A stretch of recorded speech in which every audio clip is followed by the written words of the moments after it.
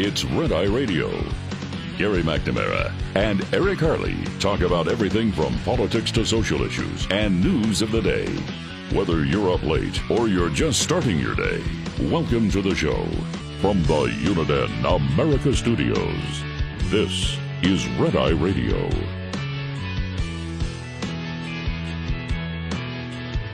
Hello and welcome. He is Gary McNamara. I'm Eric Harley. It's the week before Christmas. And keep the noise down or I'll call the cops. Gary, how are you? There could be something there. Well, wait a minute. 1 week, 1 week from right now, we just hit Christmas. So my wife and I have reached the threshold as parents, grandparents. There was a sizable shift over the weekend. The decision was made. What?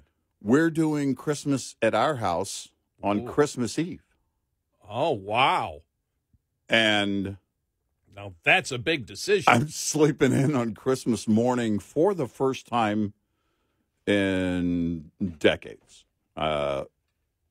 Pretty much since I was very, very, very young. I was practically a kid, when we had babies. So, yeah. I mean, because we're doing takeout, right? Mm-hmm. That's tricky because they're not going to be open there might be a few places open on Christmas Day, but the place we're getting it from is not open. And so they are open on Christmas Eve.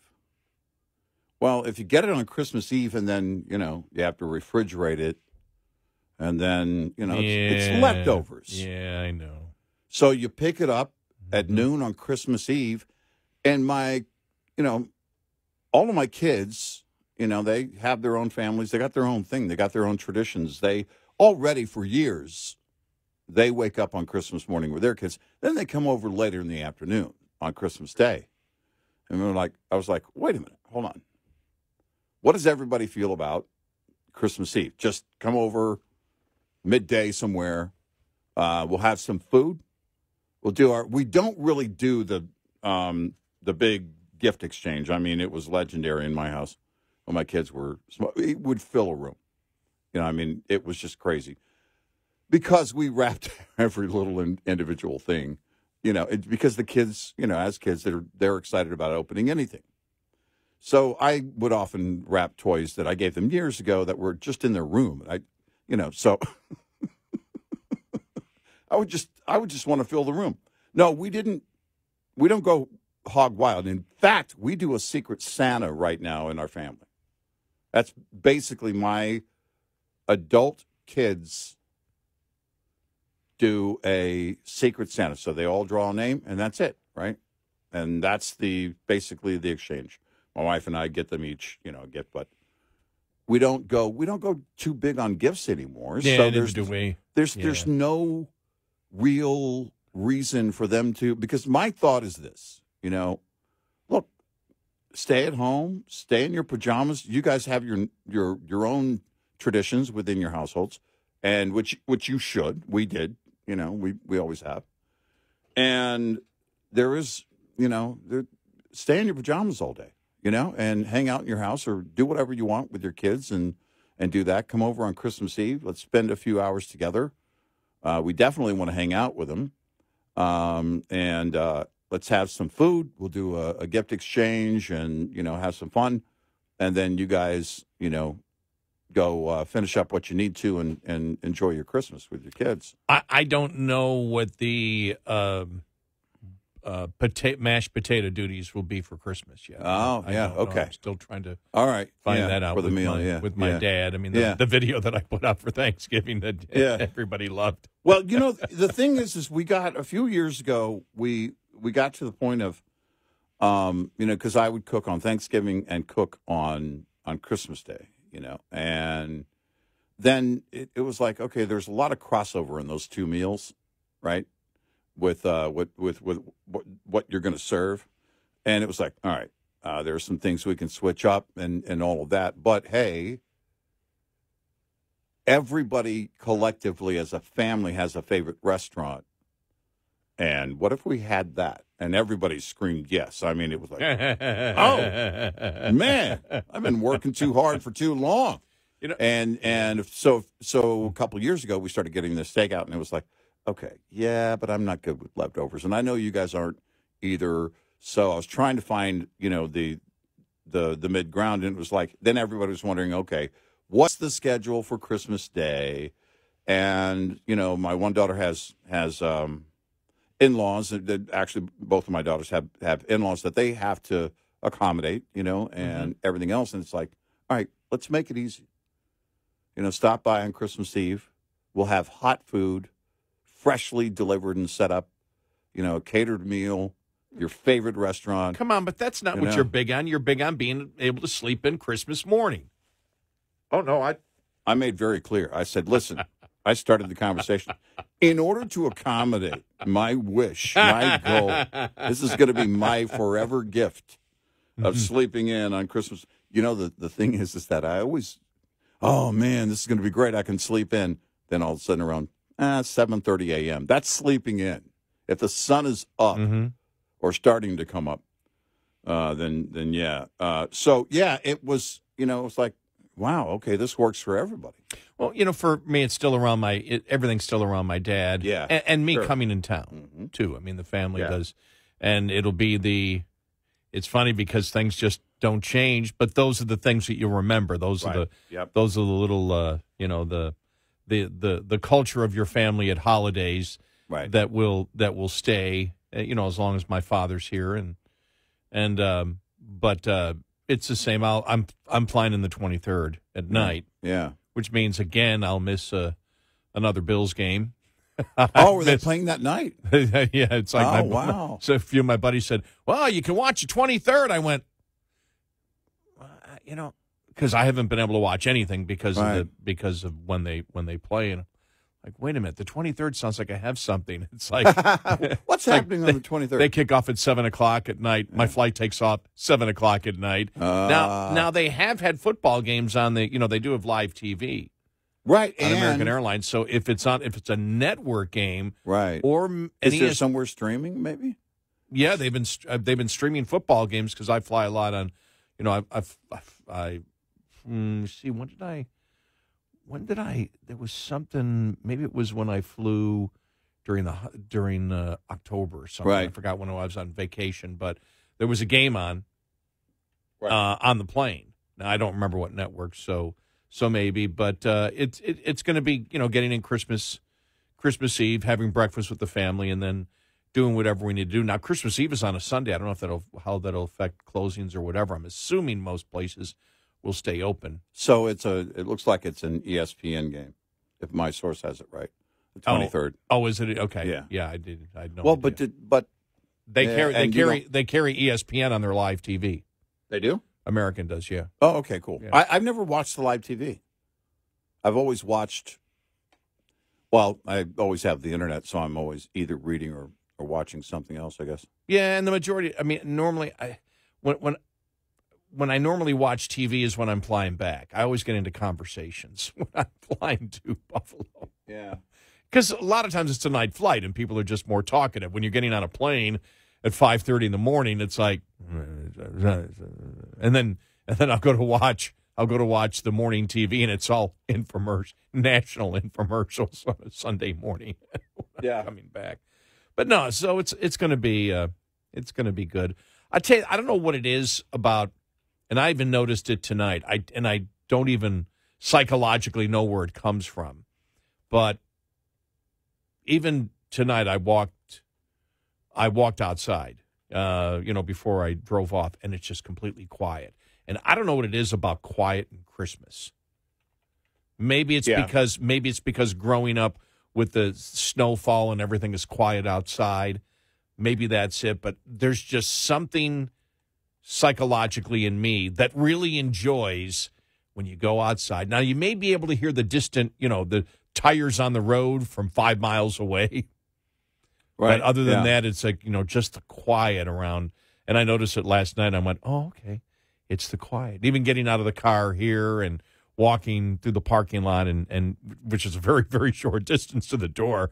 but still was like everything was really quiet. And I don't know what it is. I've always, maybe it probably came from a little kid on Christmas Eve and Christmas when I would sit there and think as a kid, oh, the entire world's quiet because the entire world is thinking of, Christmas Day or Christmas Eve or Christmas night or whatever. But, Right. Then that I may have read that wrong from that site. It said live coverage. That doesn't mean, because sometimes they can tweet or update like on ESPN.com or something. Well, it's a national game not. because it's a Sunday. I was going to say, I think the it's Saturday night games are always around Christmas are always a national game. Okay, so it says it's on NBC and Peacock. So Peacock would be the streaming. Yeah, but they stream CBS, NBC, ABC on the plane. There you go. Yeah. So and Fox. Good to go. Yeah, but it's not on ESPN. I just wanted to make sure that people knew that. Anybody interested in watching the Bills and the who, Chargers, by the way, trounced the Cowboys.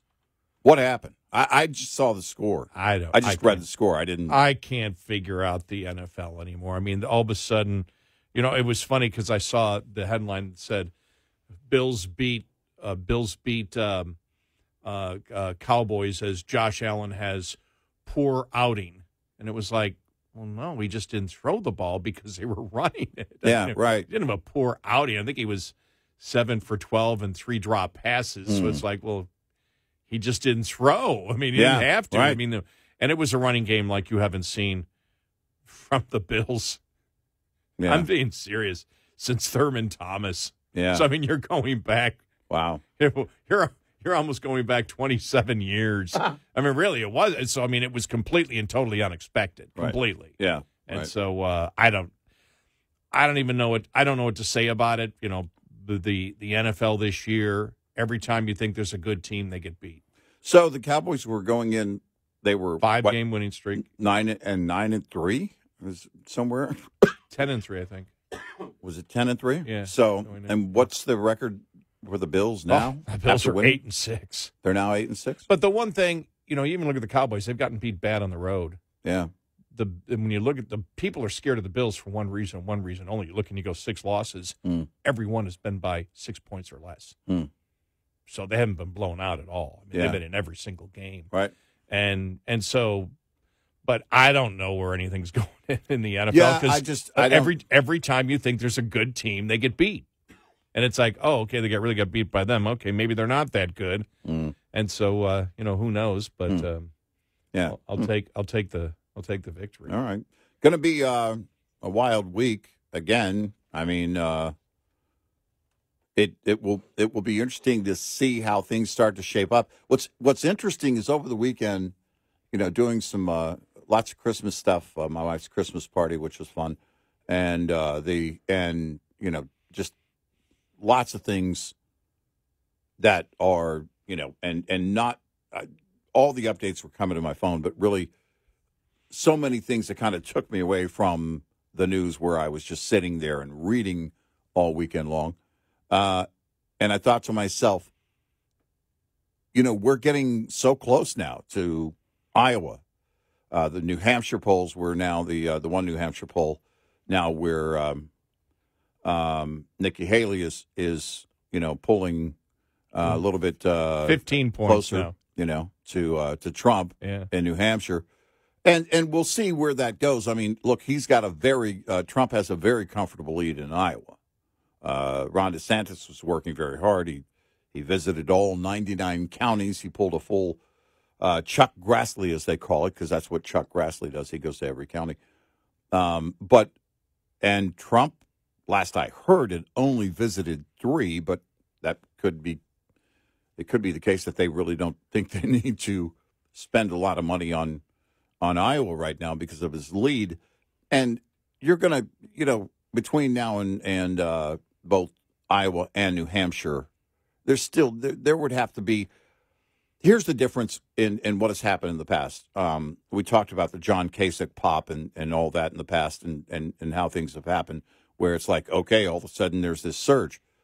Well, there can be surges, but it also requires an erosion from whoever's in the lead. And I don't necessarily see that in either New Hampshire or Iowa. I think, but it could happen, I guess. I think Republicans feel ripped off because of everything that happened to Trump from Russia collusion on, that he never got a chance in his presidency and what he did. Most people like what he did, but they also view the two-tier system of justice. I don't believe any of this is anti, for example, DeSantis. No, I don't think see it's really. no. I mean, even when Trump, you don't hear a lot of. You see it from the campaign, and most Republicans go, "Yeah, whatever." I mean, it's like just not DeSantis' time at this, at this point. Well, Trump didn't have a rise. He didn't. This wasn't momentum. This was built in going in. His base was built in going in. This is not momentum. Well, he can almost do anything right now because, to be honest with you, the worst representative that you can have for the Republican Party is Roseanne Barr speaking. Yeah, right. And Kid Rock. Yeah. If that's what and he's using them as major, speakers at his speeches. Mm-hmm. Yeah. The last thing I want is a Republican Party that evolves around those two. Right. Right. The last thing I want. Doesn't matter. Well, doesn't matter. Well, who's the bigger celebrity of those three? Trump, Roseanne Barr, and Kid Rock. Trump. Exactly.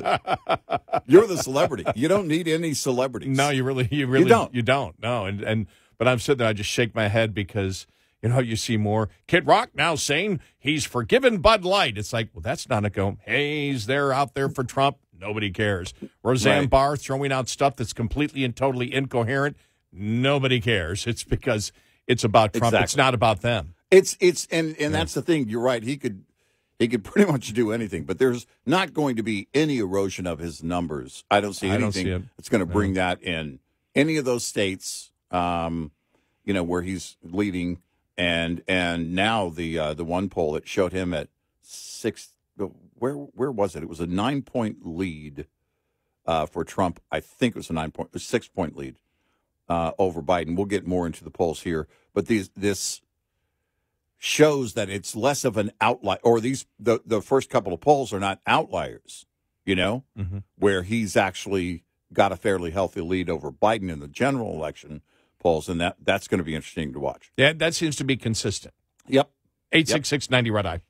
This report is brought to you by Shell Rotella. With advanced synthetic technology, is designed to help keep your rig running with more mileage and less maintenance. Electrical systems are one of the most common causes of winter breakdowns. So when your batteries talk, it's important you listen. Know the warning signs that could indicate your electrical system needs attention to help avoid getting stuck out in the cold this winter. Keep an eye out for lights that are dim, as this is an early warning sign that your alternator is degrading and near the end of its life cycle. Lights that are brighter than normal, on the other hand, can indicate your alternator is overcharging. You should immediately get a full electrical system check if you notice either of these warning signs.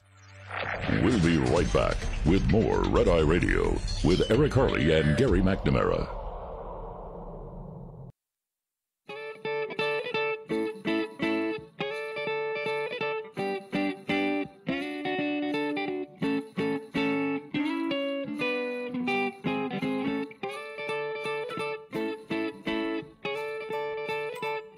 It's Red Eye Radio. He's Eric Harley, and I'm Gary McNamara. You saw that one survey of young people 18 to 24. Yeah. 51% believe that Israel should be taken over by Hamas. Right.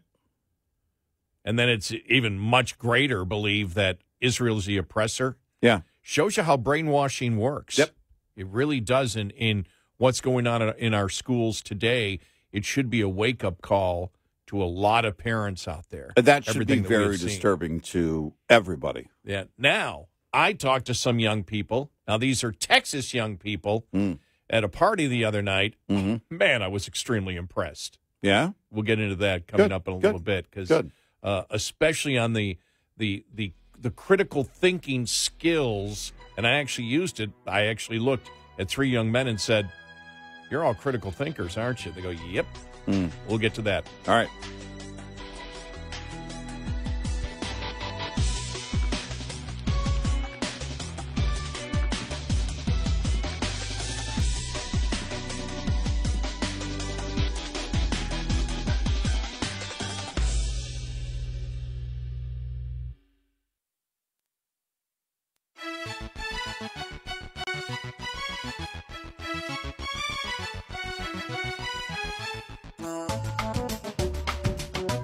You're listening to Red Eye Radio from the Uniden America Studios.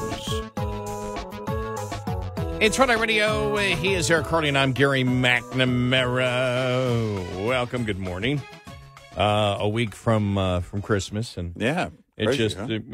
it's just I'm there now because Ben had a visit, drop off some banana bread last week, and and didn't make a lot of loaves this year. Had a great party on Saturday night that I had to go to the woman that I call my chosen daughter. Ah, good. And this is somebody who I met over a decade ago when she was very young. I mean, just 16 years of age. Oh, wow. And was a server at the Marina Club. Mm-hmm. And Independent Bob was there one night, and him and his brother pointed to Rocco. Watch this person here. Yeah. And I saw her serving a table, and they like, yeah, she's really professional. Yeah, They doing it well. yeah, they look at me and they go, she's 16. Wow. And then I heard the story, and her parents really weren't. She was on her own. Yeah. She was on her own at 15. Oh. Ran away from home because parents drug addicts. Wow. And so a bunch of us there always just looked out after her to make sure she was okay. Yeah. Well, as I tell her, they all moved and I got stuck with her. So, but now she's a lot older, married, child and everything else. And, so I went to her, she invited me to the Christmas party. And as I told you, I felt like the not that I'm Ebenezer Scrooge, but I felt like the scene in A Christmas Carol when he goes to his nephew's party and he's the oldest guy there. Yeah, right. Yeah. I was the oldest guy. I was the oldest person there. Right. Which was it doesn't bother me at all, but it was just a great opportunity to talk to three young men. Mm-hmm. We got into talking about electric vehicles, the grid. Yeah. Oh man. Yeah. They know. Yeah, no, They there know. seems to be. Now, they're not, I want to make sure everybody understands they're not really intelligent because they're not Ivy League graduates. Oh, yeah. So you were talking to ketchup eaters, were you? Yes, exactly, yes. Not intelligent at all because they didn't go to an Ivy League school. Yeah. They had no Mr. Hull in them whatsoever. Exactly. Or Levy. Yeah. But their wives were not Levy. And no radical indoctrination either. No. And so it was very refreshing to hear them first talk about, what do you think about, EVs? Now, one of them is a mechanic. I said, you see the future with, I said, you see the future 10 years from now with EVs? And he said, no, I see myself working on 2018, 10 years from now, 2018, 2019, 2020, 2021 vehicles. He goes, that's what I'm going to be working at if they keep going that way. And he goes, what do you think? I said, well, no, I don't think they're going to be able to go full, electric. They're not going to be able to do that. Right. And then another young gentleman kicked in, talked about the lithium mining, and just then started talking about the specifics of actually the liberals and their, and it wasn't done that way. They weren't saying the liberals. They weren't saying Democrats. They were just simply saying those that are pushing this, ideology that, and not talking about the incredible pollution of lithium. And I sat back there going, wow, all of you are really critical thinkers. I go, oh, thank you. Mm-hmm. Thank you, Grandpa. Yeah. Right. No, but yeah. What are you, a cop? Yeah.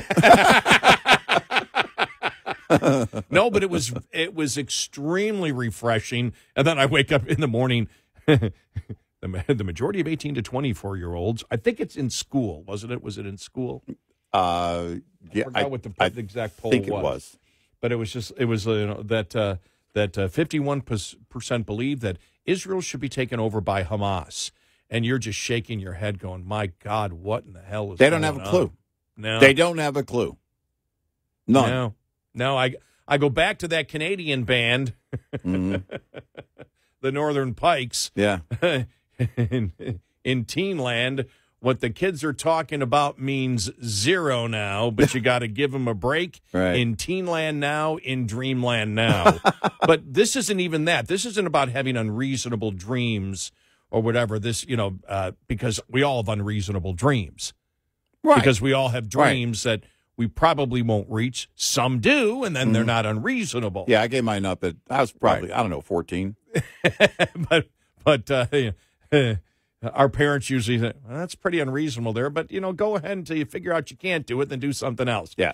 But this is pure propaganda. This is grabbing people when they're young, grabbing kids when they're young, and indoctrinating them. Yeah. That's right. all. That's all it is. Because there's no way you can know the history of the world. There's no way you can be knowledgeable on what's going on, that you can be knowledgeable about what makes a democrat society versus a totalitarian or terrorist state. There's no way, if you have any type of knowledge on that you can hold that opinion. No. It comes from complete propaganda, brainwashing, with no willful truth. ignorance. And willful ignorance in a part which is an attitude. Willful ignorance we've been talking about for a long time. And that's where you don't care to learn the truth. You don't care to ask questions. You don't care to think it through. You're hearing something that other people are saying and you're repeating it. Yeah, I mean, that's just, when I saw that over the weekend, I went, well, okay. Yeah. Well, no, that's... I'm sure glad I had that conversation with those young people who were absolutely crystal clear. Yeah. In their thought process, in their critical thinking skills. Right. Which we've always said is completely lacking in so many aspects of, in liberalism is completely gone. Yeah, by the way, on the EV thing, I know a mechanic that's been doing it for, 50 years. I think it's much longer than 50 years. He's semi-retired now. But he believes that the insurance companies, auto insurance companies, are going to be the ones that are screaming next. Because the level that you need to get to total an EV is different if there's damage to the battery. And he said that's going to be a problem going forward. It may not have reached that point just yet, but he said that will be the next industry that screams about a mandate because the batteries are so expensive. If there's an accident that is otherwise repairable, but the battery is trashed, first of all, and you better cross your fingers, hope and pray there's not a fire, then the cost of replacement, total. And as more underwriters are looking at that and going, if there's a greater and greater number of that, there's only so much you can pass on to the consumer. Now, that seems to be an exception with the insurance companies or the insurance industries because things are skyrocketing. We talked about it. We're not being populist here. Everybody knows it. Cost of insurance on all fronts has skyrocketed. But at some point, you're just going to have you're going to have to hit the brakes on something like that because, their profit margin in the insurance industry is very small, always has been. And at that point, you start eating into that small, and we're talking margin, not overall profit, but margin. You start eating into that, there's going to have to be a change. Or you're going to find you may have insurance, but you're not. The deductible is going to be through the roof. Could be that. And then what happens? Let's say you took a deductible to $10,000, right, or something like that. My gosh. I mean, what's next? Self-insured? I mean, you can't self-insure. I mean, you have to have liability at least. But comprehensive? You're going to self-insure comprehensive? Well, if you're financing that car, you can't do that. So how do you fix that problem? The cost of repairs is a big deal. The cost of repairs as a result of an accident is a big deal for insurance companies and owners. So, there are so many, just brick walls that are ahead for the EV industry, and they know it. The EV industry knows this. And the OEMs that, aren't the Teslas of the world or the Rivians of the world, they know it, and they've already said it. We can't make a profit here, and the dealerships are screaming. We can't sell them. They're showing up. Look, Teslas. There's plenty of Teslas on the road. The number's not zero, but we've clearly reached a threshold on demand for those types of cars. And as long as prices are going to be where they are, then everybody's reconsidering what they drive now, and even before you get to having to purchase an EV when these mandates finally kick in. And that's what I liked about the discussion. The discussion really didn't get political. It got just scientific. Right. And when we talked about the grid, yeah. like, what are they talking about? The fact that we can do this without nuclear. We can't, or that we can do it with, solar, wind. They talk nuclear, but nobody wants that in their backyard. I'm like, wow, these are all young. One was like 29, the other 35, the other like 40. Yeah. But extremely, and the other thing is, all with growing young families worried like crazy about how inflation and all this is going to affect their kids. They're underwater right now. I see it with my kids, and they're all my three oldest. My youngest is a special needs adult, and she's at home with us, so she doesn't experience the same thing. But the three oldest are very good at what they do. They're doing very well at their jobs.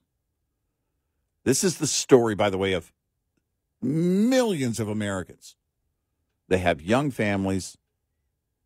By the way, another one of my granddaughters finished high school just a couple of days ago. Friday, I think she was done. It's crazy. And they are struggling. Done with high school early. Yeah, well, yeah. Right. I guess that was implied by being done in December. In Texas, we do graduation in December because June is too dang hot. No, she'll walk like her sister did, who also graduated early. She'll wait, and she's going to walk with her class and her twin sister. Her twin sister has a couple other things she wanted to do, and so she's staying in one more semester, and they'll walk together in the summer. But yeah, the struggle doesn't change. And now we're at the point reading more about personal debt. Because it's fascinating to me, the correlation in the mindset between national debt and personal debt. Personal debt is different in that, look, I'm struggling. I'm going to have to use this credit card, that I rarely use, or I'm going to have to apply for a credit card and see if I can get some help there. Then all of a sudden you max it out, and what do? Well, then you're going to have to make the minimum payment until the end of time, right? Which is not getting you anywhere, and you've got that debt sitting there. And so what do? And then we saw the story of people also going through their 401k funds and doing all these things that are leading to, think about this, we're leading up to the 100-year anniversary of the Great Depression. Well, what's going to happen then? Well, we've got Social Security and Medicare to worry about. And how are we going to fix that? All of these things with the economy are coming to a head, and the national debt. And that doesn't even take into account the personal debt, which right now is at an all-time high. You saw the number of people that couldn't pay their first college loan payment back. Yeah, doesn't surprise me. Came out over the weekend. We'll get to because that it's a new economy for them now. 866-90 Red Eye. Coming up, more with Gary McNamara and Eric Harley. It's Red Eye Radio.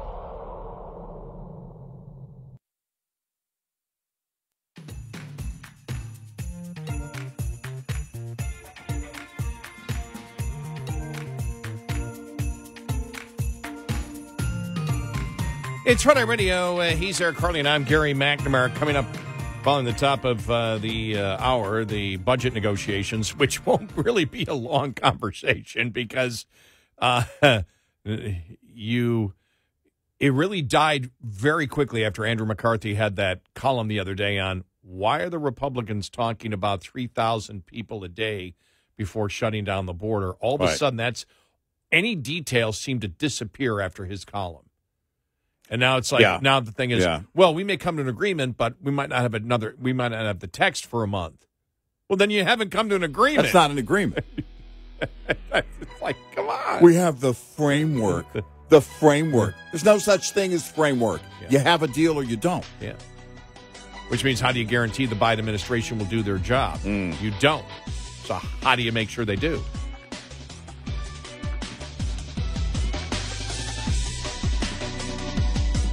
Top of the hour news is brought to you by House Products. Visit houseproducts.com. This is Red Eye Radio on Westwood One.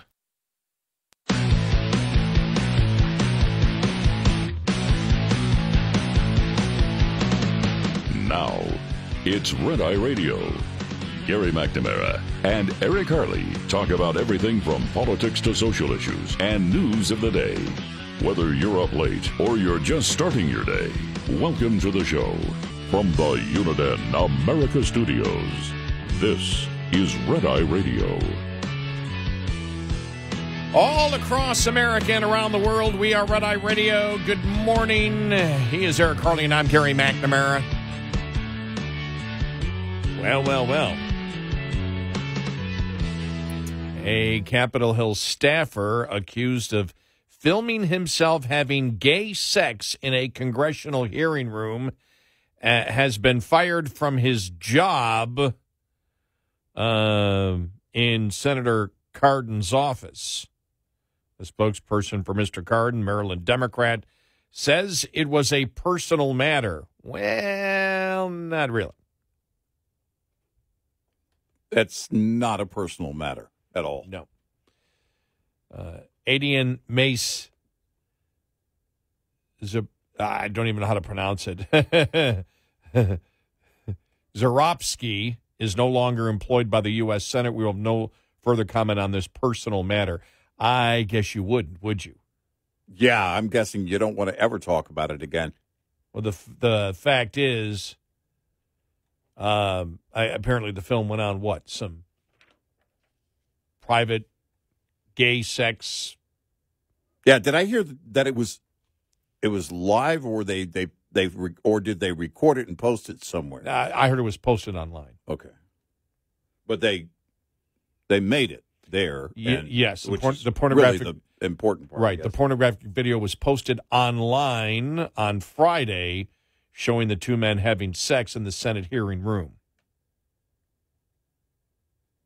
The room is known for hosting Supreme Court confirmation hearings of Supreme Court justices, lower court appointments, and Justice Department and FBI oversight hearings.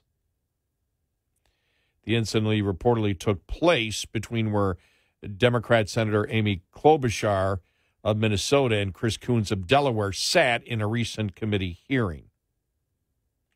Yeah. Additionally, Mr. Mace Zaropsky had previously appeared in a 2020 Biden campaign ad with the president. The scandal rocked the office where Mr. Cardin, 80 years of age, is retiring at the end of 2024. Now, after Mr. Zaropsky was identified as a staffer in the video, he has threatened to take legal action. Oh, really? Yes. His statement is after doing the video and posting the video, you ready for this? This has been a difficult time for me. Okay. As I've been attacked for who I love to pursue a political agenda. Yeah, shut up. While some of my actions in the past have shown poor judgment, I love my job and would never disrespect... Poor judgment? Poor judgment? I love my job and would never disrespect my workplace. Yeah, you would. You did. You know what he's doing? He said, look, if Karine Jean-Pierre can get away with it, why can't I? I guess that's what you do, right? Yeah. Just deny everything. He's the victim. Yes. Any attempts to characterize my actions otherwise are fabricated, and I will be exploring what legal options are available to me in these matters. You might as well join OJ in looking for the real killers the golf course. That's right. Wow. My God. He's the victim. Well, if people are screaming, we are Hamas in the United States, he probably thinks, I can convince people this is fine. Yeah, this isn't as radical as what they're screaming. Right. Unbelievable. Lawsuit. God. Give me a break. My God. So there you go. Meanwhile, here I am looking. I'm going through so many different publications here, looking for any type of analysis of where the Democrats and Republicans are in the negotiations for the border. I can't find anything. I really can't find anything. Nobody has any idea inside where they keep going, well, yeah, we're making progress, but even if we do make progress, we're probably not going to be able to get this thing done until January.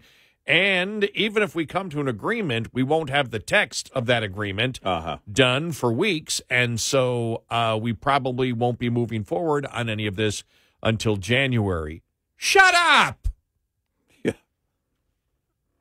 I'm sorry, did that come out too hard? We believe that in the future we may have the beginnings of the framework to start a discussion on writing something down.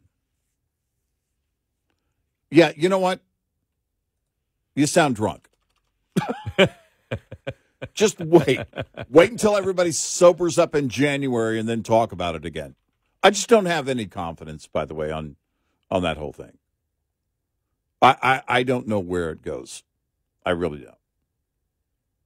But we've heard this over and over again.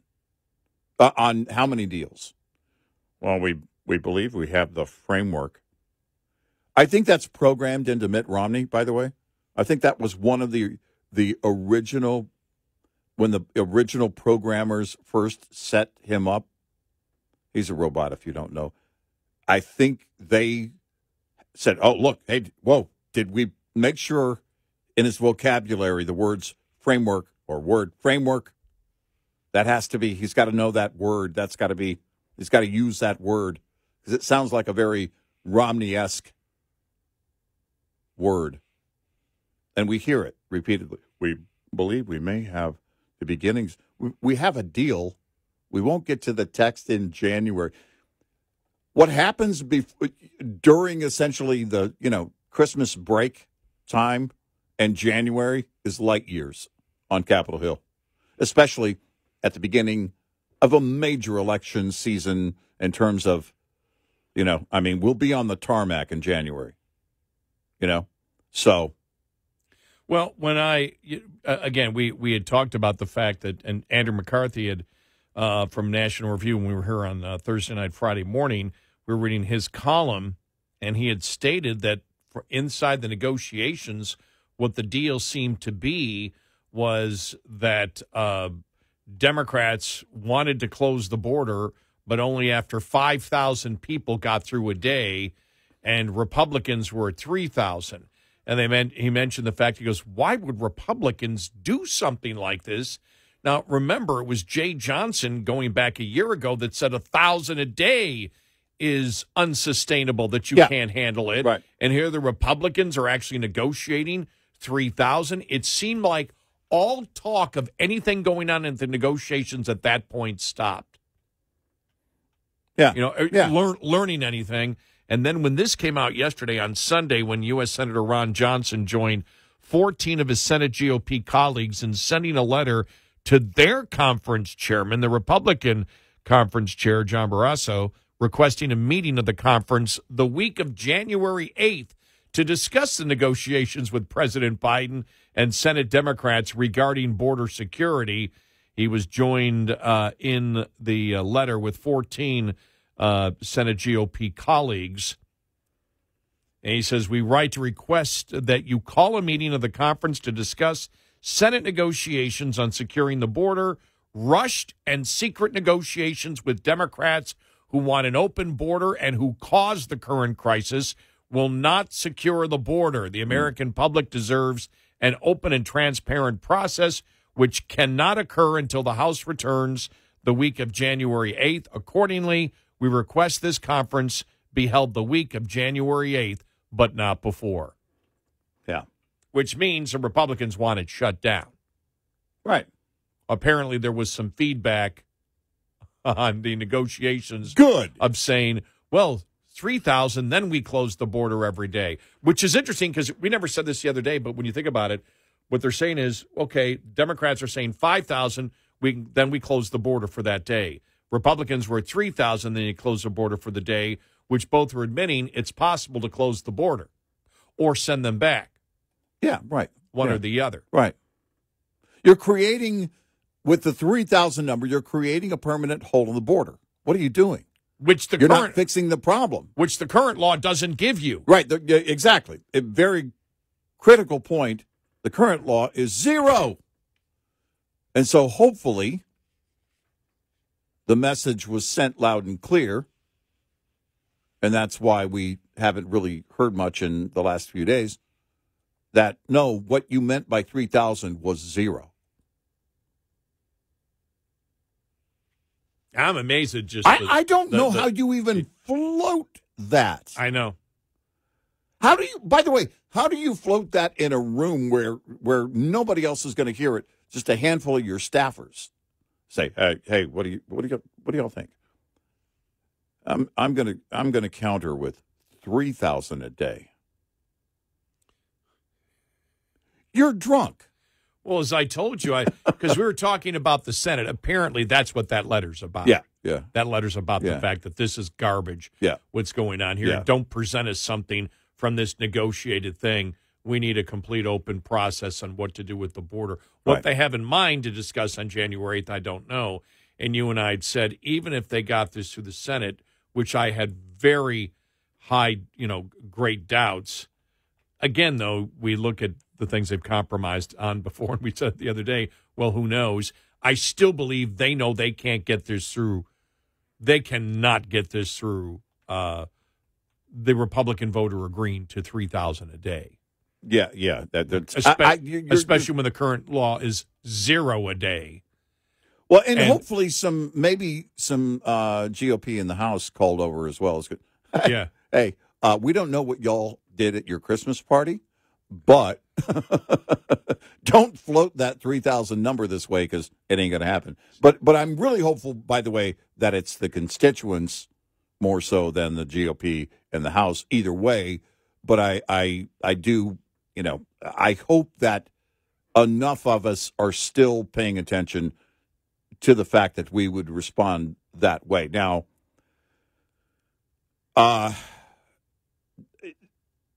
there was you and I were like, that night we went over those numbers and we were, how does this happen?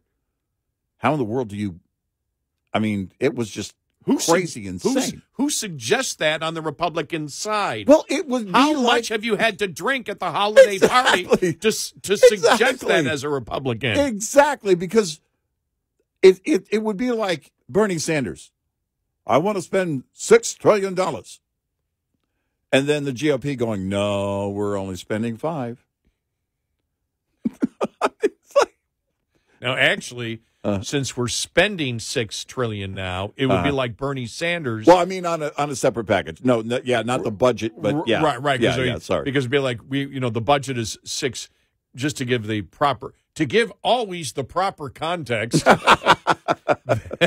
So we're not sitting in front of the budget Congress. roughly $6 trillion, and so Joe comes in and says it should be 20, and Republicans say we refuse. We're not going to be 20. It's going to be 18. Yeah, it's not a dime above 18. When it currently is 6. Yeah, exactly. No, that's exactly it. Yes. No, that's perfect. I know. Because we start at, the law. Which says Zero. Well, Democrats go, what was theirs? 5,000. 5,000. I wanted to say 8, because 5 and 3 makes 8. By the way, I know what you're thinking. Eric sounds tired. No, Eric sounds like he's doing math that you do on Capitol Hill. That's what Eric sounds like. It sounds like he's been covering the Capitol Hill math for too long. My calculator doesn't work like other calculators. And that's the problem, that we have. My question would be, what if there were no checks? On the, in terms like checks and balances. What if there were, because you float 3,000.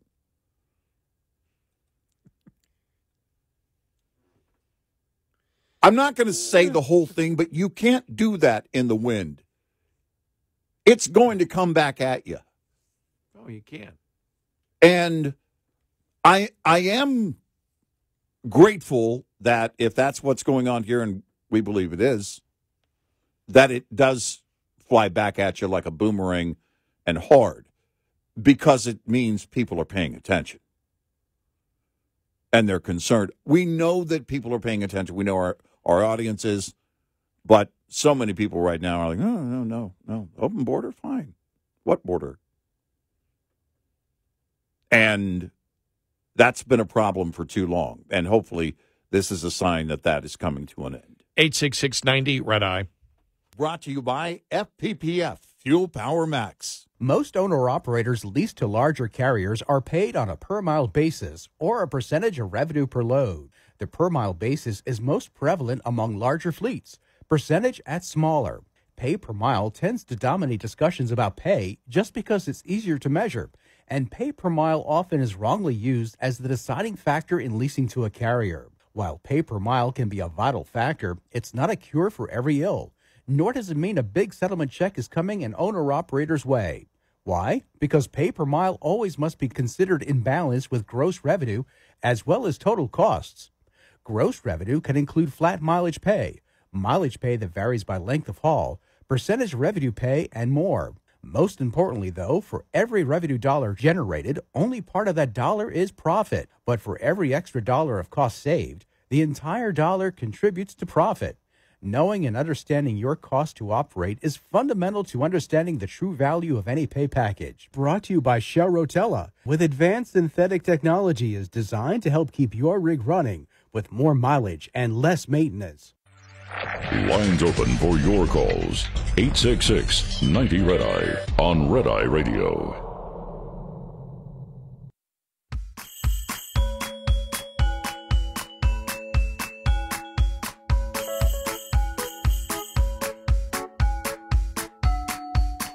It's Red Eye Radio. He is Eric Harley, and I'm Gary McNamara. Welcome and good morning.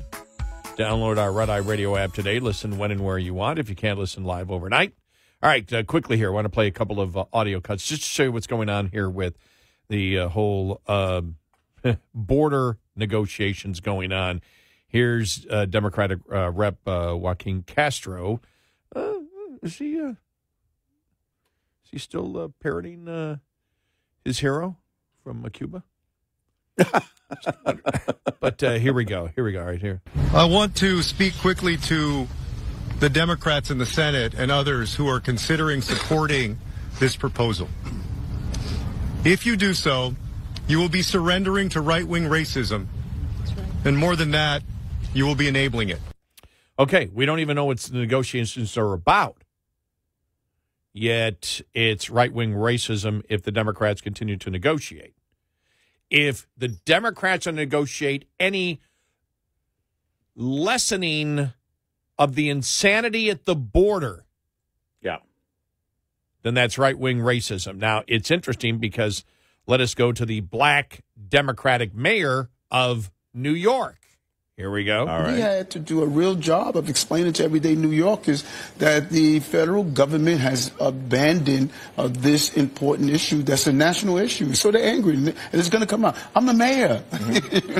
And, he's talking about, again, even more drastic cuts across the board because they're spending so much money on the migrants. Right. And so it's just interesting, the dichotomy of Castro down there saying in San Antonio, no problem at all. No problem. Keep it up. Anything else is racism. And Adams right-wing racism. Right-wing, exactly. By the way, to be clear, at least he pointed it out. It's right. He called it right-wing racism and not left-wing racism, which is very different. We are Hamas and all of that. That's left-wing racism.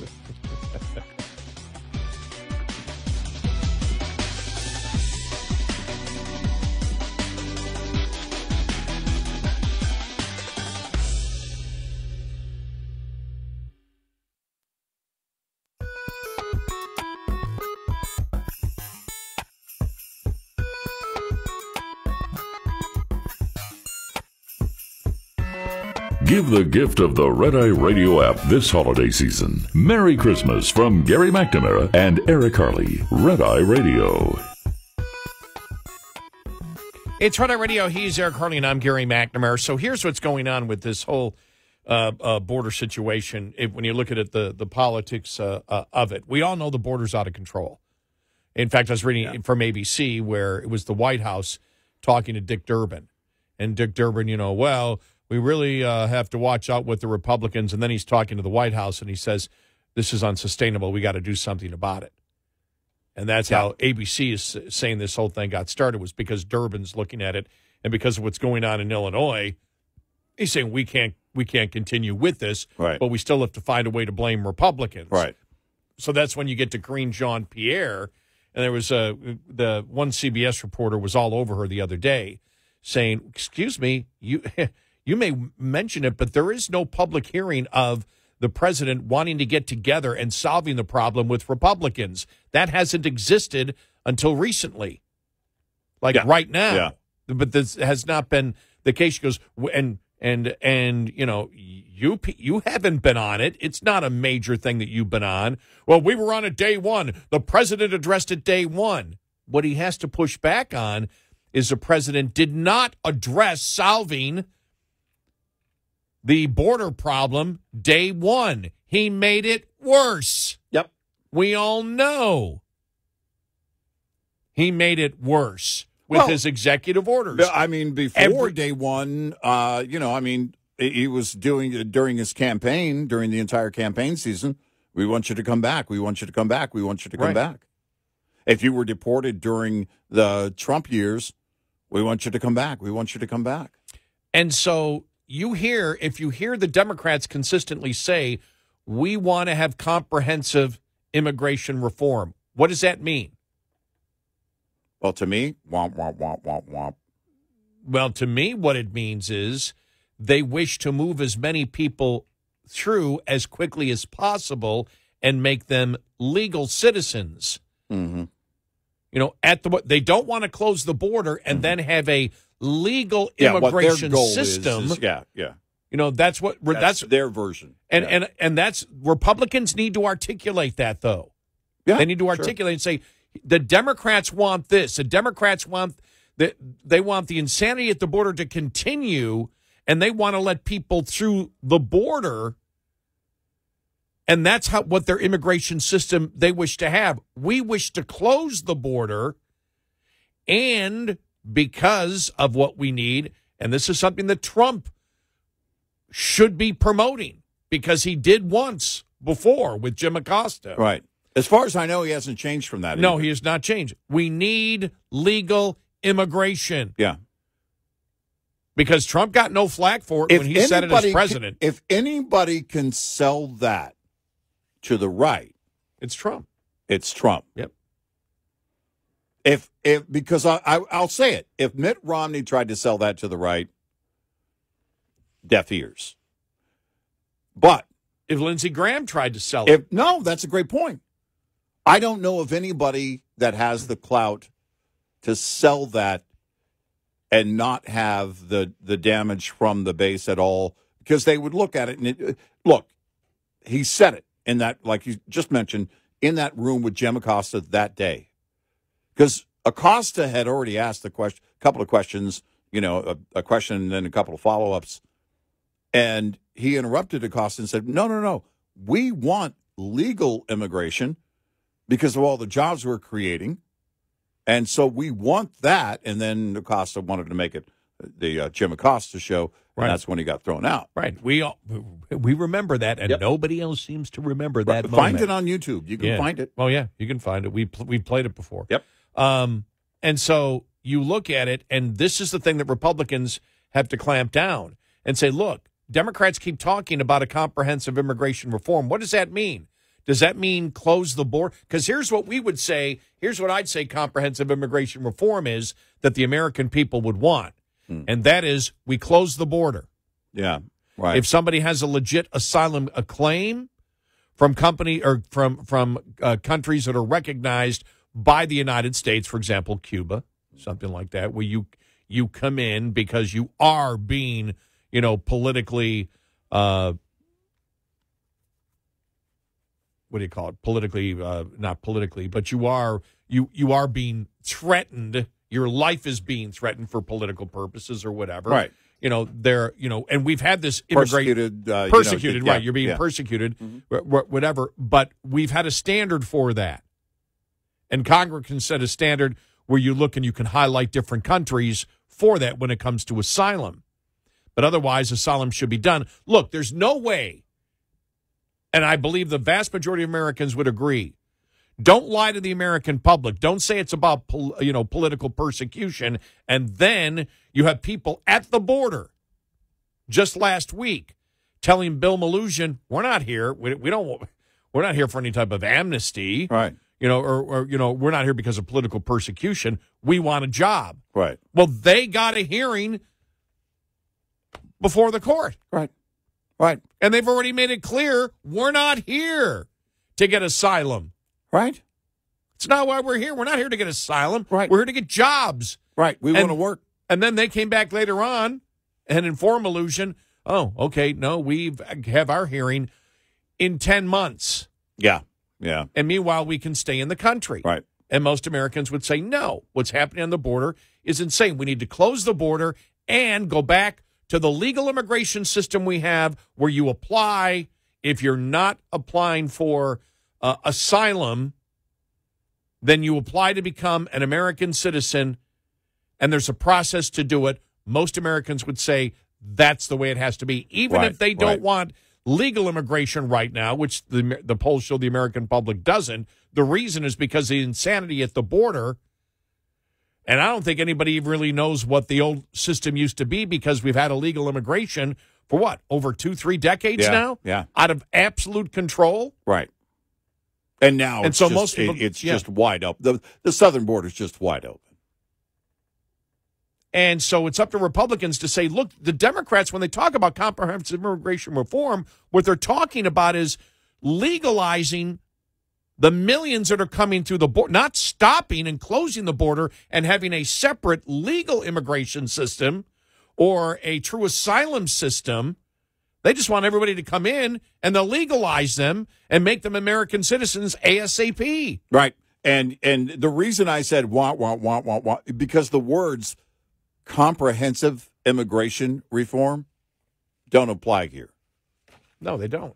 And and it's what people hear and go, oh, well, see, they're trying to fix something. No, they broke it. And that's what the people are hearing. Oh, look, it looks like they're trying to. No. It needs to be very clear, as you point out. This is why it's important for the GOP to point out at every turn. This is where we are.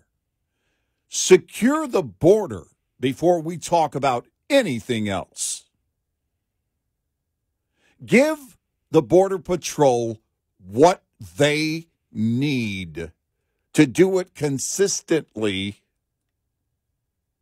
before we talk about anything else. We talked about and you mentioned it earlier.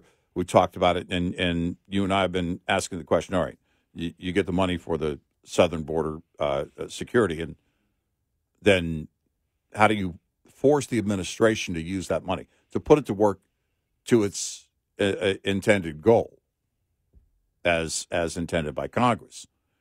Well, you got to get very specific. You got to have certain triggers and marks in that legislation in order for that to happen. And you've got to really narrow that down to make sure that the administration or future liberal administrations are not going to have any kind of workaround in order to get around it, to skirt it. I know it seems like an impossible task, but at least you've got to make the effort to do that in the legislation. We'll see where it goes.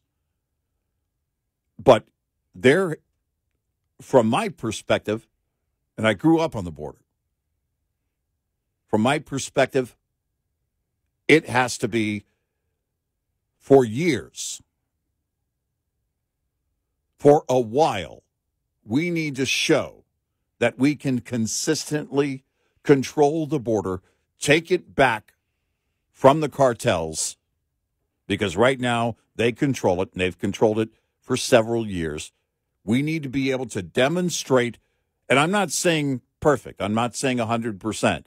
I would not want to do the job of a Border Patrol agent, and I know many of them and have known them since I was a school kid. I would not want to do that job. It would feel like spinning wheels all the time. But if we have a policy and funding in place and we can demonstrate that for a period of time, then we can talk about what's next. No, you can solve you can't stop everybody from crossing a border that big.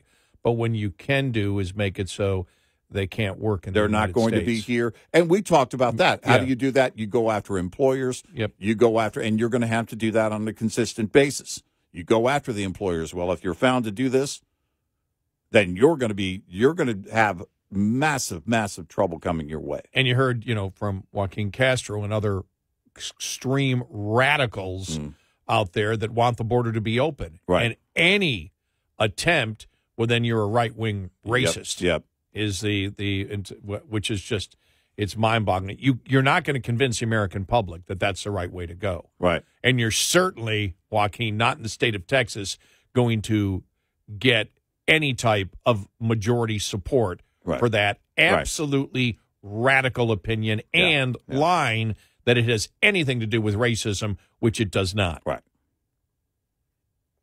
It's about the security of the border. Yep. That's simple. Yeah. I don't think anybody, I don't know any Republican that's talking about limiting the color of the people, right, or the ethnicity of the people who wish to come in to the United States through a legal process. Right. No. They are. The Democrats are, because that's the only way that they can defend it is to naturally call the other side racist. Of course. 866-90-RED-EYE. Get in touch with Red Eye Radio, toll free at 866-90-RED-EYE.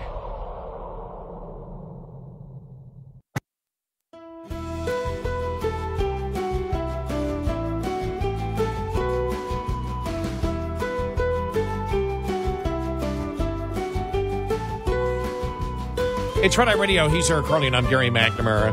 And this is where I get a little bit frustrated with the Republicans, especially when Democrats for so long have used the entire thing. Well, what we're looking for is comprehensive immigration reform. Yeah. They throw a title out there, but never tell you what that means. Exactly. Anybody notice that? Yeah. They never, ever tell you what they mean by it. Right. They throw out a slogan, but they never explain it.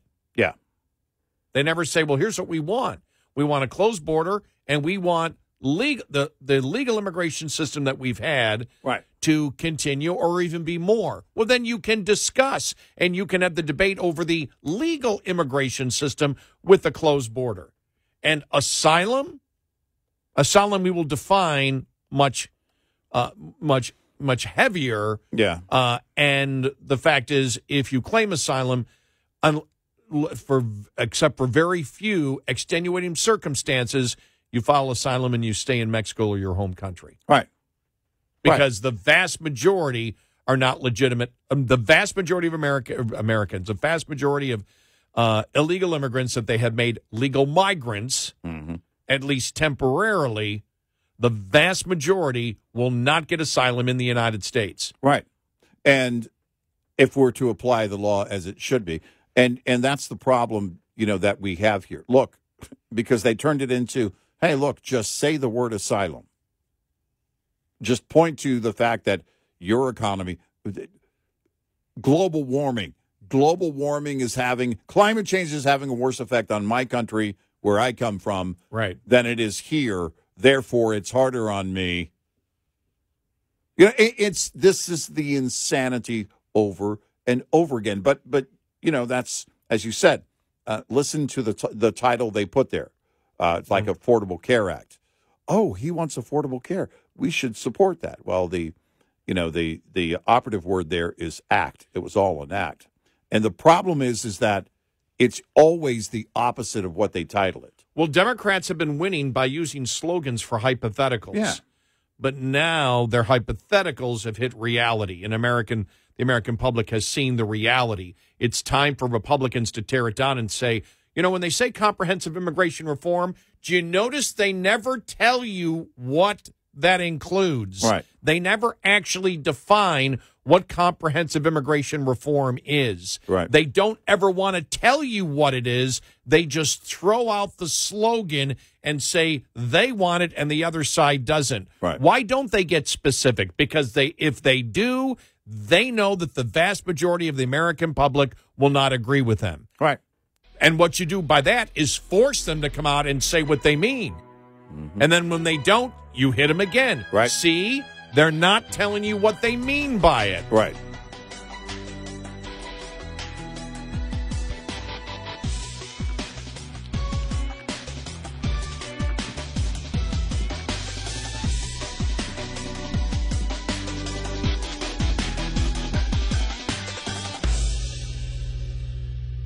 This is Red Eye Radio on Westwood One.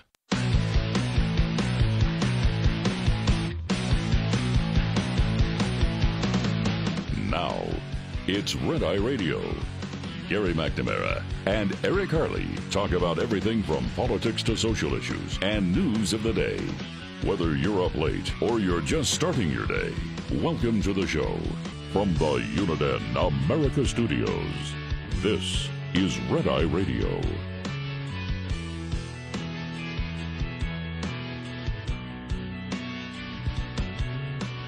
It's Red Eye Radio. He's Eric Harley, and I'm Gary McNamara. Good morning. Welcome to the show. How's everybody? Welcome. Hello. And welcome. How about hello, but not welcome? Not yet. We'll think about it. No, we want you here. Thank you for being here. Yeah, it's going to be a good week. I mean, it's Christmas. It's I view this as Christmas week because it's the week before Christmas. I mean, Christmas is technically next week because it falls on Monday. But I'm in the mood now. 'Twas the week before Christmas. Yeah. Now you're flying to Buffalo on the 23rd. 23rd. My parents live up the road, just a couple hours. We always go and visit after Christmas. Mom and Dad for years have had more of a crying Christmas, a quiet Christmas. Freudian slip. A quiet Christmas. Usually one or two of my siblings goes by on Christmas Day, but really the big celebration is we all in that last week, because I don't know, for years now, it seems like all the siblings really only have the time off after Christmas. We'll go there and, we're from Texas, so we're going to have tamales. We're going to have lots of great food and hang out and, kind of do that thing.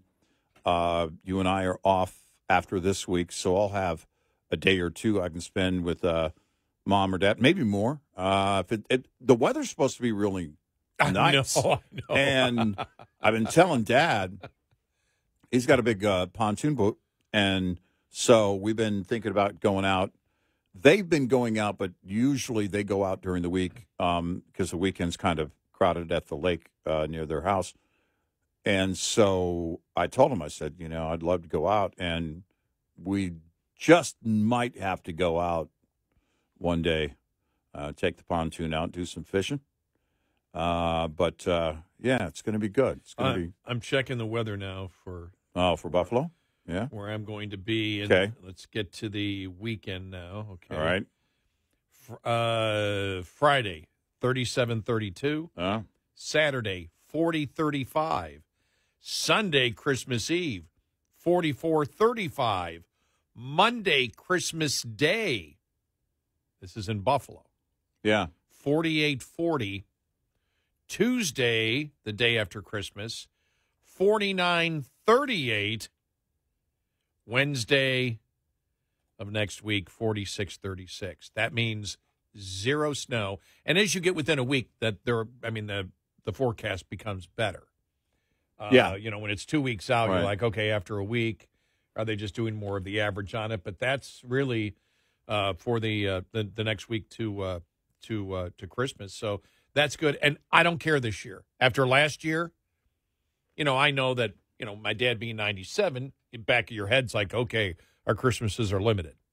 Right. You just start thinking that. Right. Yeah. With my dad, though, with most parents, I started thinking that at 80, 17 years later. Well, sure. No, yeah, you know what? Sure. I remember when my dad after his military career was a truck driver for a long time, and I remember, when he was telling me he was retiring, and then I'm thinking, here lately I went back and did the math, and I was like, wow, I'm not much younger than he was then. Mm-hmm. Yeah. And so you think of it, because my wife and I and our kids moved down here a couple hours away to the Dallas area 30 years ago, just shy of 30 years ago. And, I think about, well, that means my mom and dad. Actually, I'm only about 12 months younger than my dad would have been then. Wow. It's more like it's a couple of years, about a couple of years younger than my dad was then. But I think about that, and back then it was old.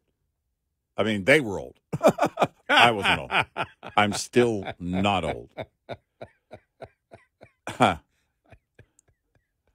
And if you say I'm old, then you just need to be quiet. I will say this, that, you tend to, I've often said this because young people ask me all the time.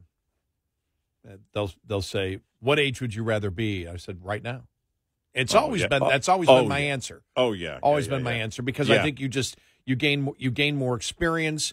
Yeah. You become more mentally trained. You've been through so many things in your life. You know how to handle them. You've been able to differentiate between the problems that you can solve and the ones you can't, and the ones you can't, you learn not to worry about. Right. And so those are all just great. Those are great things that happen that come with age. I guess sure. Sometimes they call it that wisdom, which is wisdom comes from handling all the experiences that you've gone through. Yeah. And most people, for the most part, go through the same problems. They may be in different businesses, different families, whatever, but the problems are really still the same for most people when you look at it. Yeah. And so the one thing that's different for me is being this age is, and you can relate to this, in this business, it can be so intense. Yeah. Yeah. And this business can be extremely intense that you're just worried about making it through the day and then making it through the week. The mentality is it's so intense that you're living day to day, get this thing done, last the week, last the month, last through the next rating book. Yep. And so you come to, there is an expectation, and I'm not saying I'm not criticizing it, saying it's bad. I'm just saying the reality. That's the reality of it, which you learn to accept. That's why, because if you don't accept it, you get burned out very, very quickly. Right. And so every single day is so intense. But after you've done it, do the David Lee Roth thing, 30,000 hours. Right. It becomes so normal, you don't even think about it anymore. It's not even that kind of a thing. And so that has sort of bypassed me. And so you can actually look at every day and say, wow, okay, well, at my age, I'm closer to the end than I am the beginning.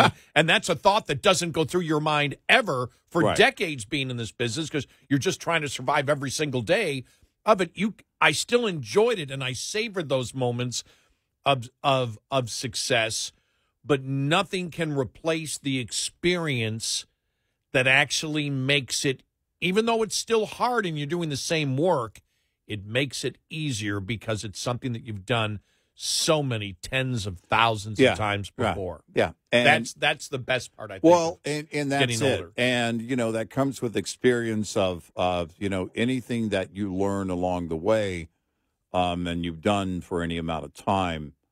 And I look at people that have, years of experience in something that I have zero experience in, and it always boggles my mind how fluent they are in what they do.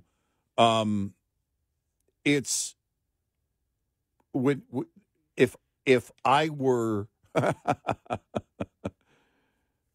18 starting in radio today, it would be a very different thing, because it is a very different industry. So much has changed. The competition is much greater. But then, my gosh, being 30-ish, starting talk radio, the consideration would be very different, because this is why I've got a lot of respect for, people like Ben Shapiro, these young people that are critical thinkers. And it's just how their mind works. And it's always amazing to watch them work. But when you think about navigating the industry, when you think about going through, okay, this is what you have to do, then you've got to build this, and then you've got to get to this point, and I'm so grateful for everything that, that I've been able to do. It's still a difficult path, and you've got decisions you've got to make. And when you do that, it's like, okay, and everybody goes through it. I got to pull it. Everything that I believe in, of who I am and everything is going to be out there. You got to put it out there. A lot of people aren't willing to do that. And in today's world, it's very different, because your feedback is immediate, and it's not just a phone call. It's, every social media. It's every electronic form of communicating. And that's where it will be very different, I think, for me.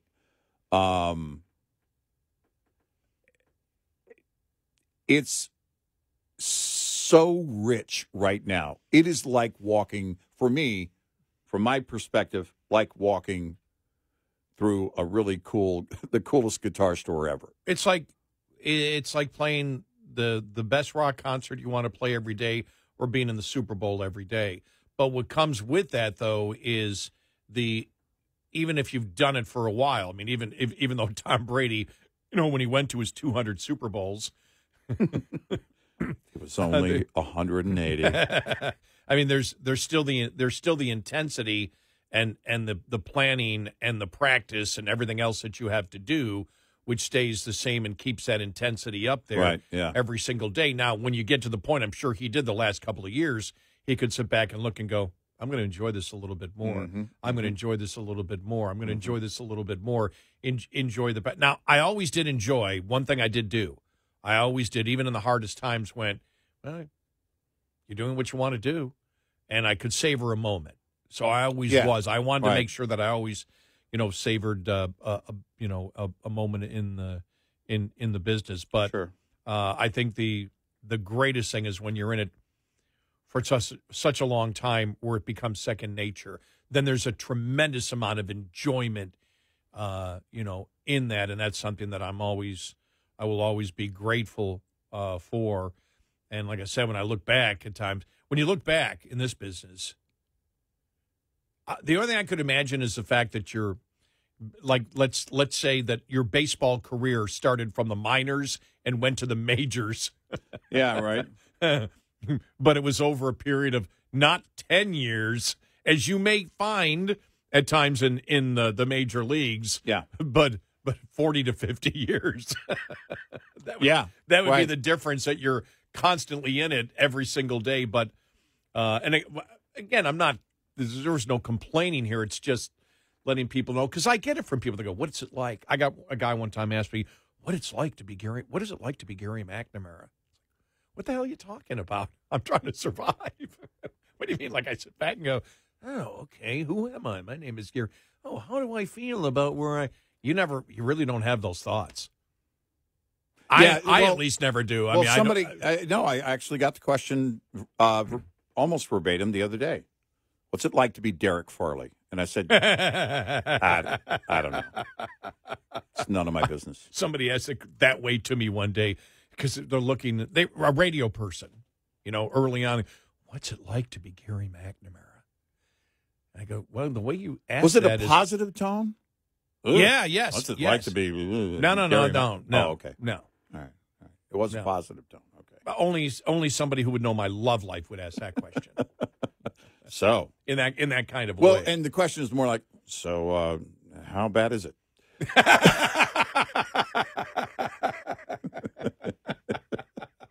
On a scale of 1 to yeah. No, but people, I would look up that way. I remember the great DJ who just recently died. Was down in Houston, did a bunch of formats, Moby. Yeah. When I mean, that hit me a little hard, because I'd met him early on in my career. Yeah. In fact, it was the Texas Sesquicentennial tour. Yeah.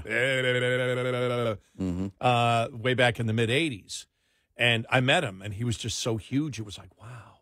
And the same thing. Because I wonder what it's like to be him. Yeah. Right. He probably would have told me the same thing. I'm trying to survive just like you, just on a bigger stage. Right. That's what it really is. So. Well, I mean, and those are the things that and we have done that. I mean, back in the old building, we had there were, and I started in that building doing a weekend show in May of '96. This division of our company, I started in May of '96, and then later actually joined the company full time in December of '96. But yeah, there were these massive names, and it's like, wow, wonder what that's like. Tom Joyner was in the studios downstairs. Yeah. I remember. Wow. I remember when he used to go back and remember when he had the local show in Chicago and the local show in Dallas, and he'd fly every single day back and forth. Every day, yes. That's crazy. I remember thinking that, going, wow. Now, I was young thinking, boy, that would be great. Yeah. I was thinking of the money he was making, not having to fly every single day. Because he flew, from Dallas to Chicago and then back from Chicago to Dallas. Right. And then the late, great Doug Banks. Yeah.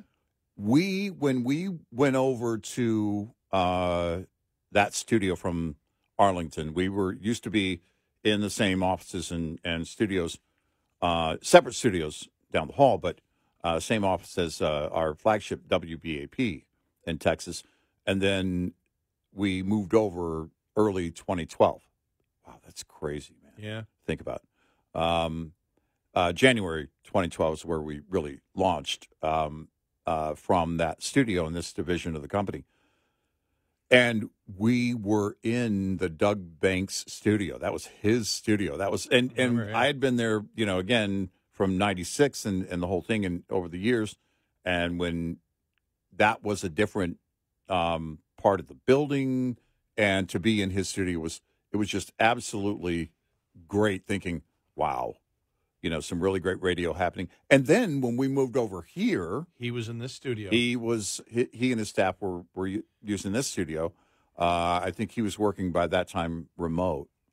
No, he left his wallet here one day. And I know, but I think full time. I don't think he was here in the studio full time. Yeah, remember, mostly remote. But he left his wallet. We're like, whoa, yeah, it was huge. It was a big wallet. It was like George Costanza's. Yeah, exactly. No. But he is missed greatly in this industry and of course by his fans. But yeah, just amazing to think about. 866-90 Red Eye. We'll be right back with more Red Eye Radio with Eric Harley and Gary McNamara.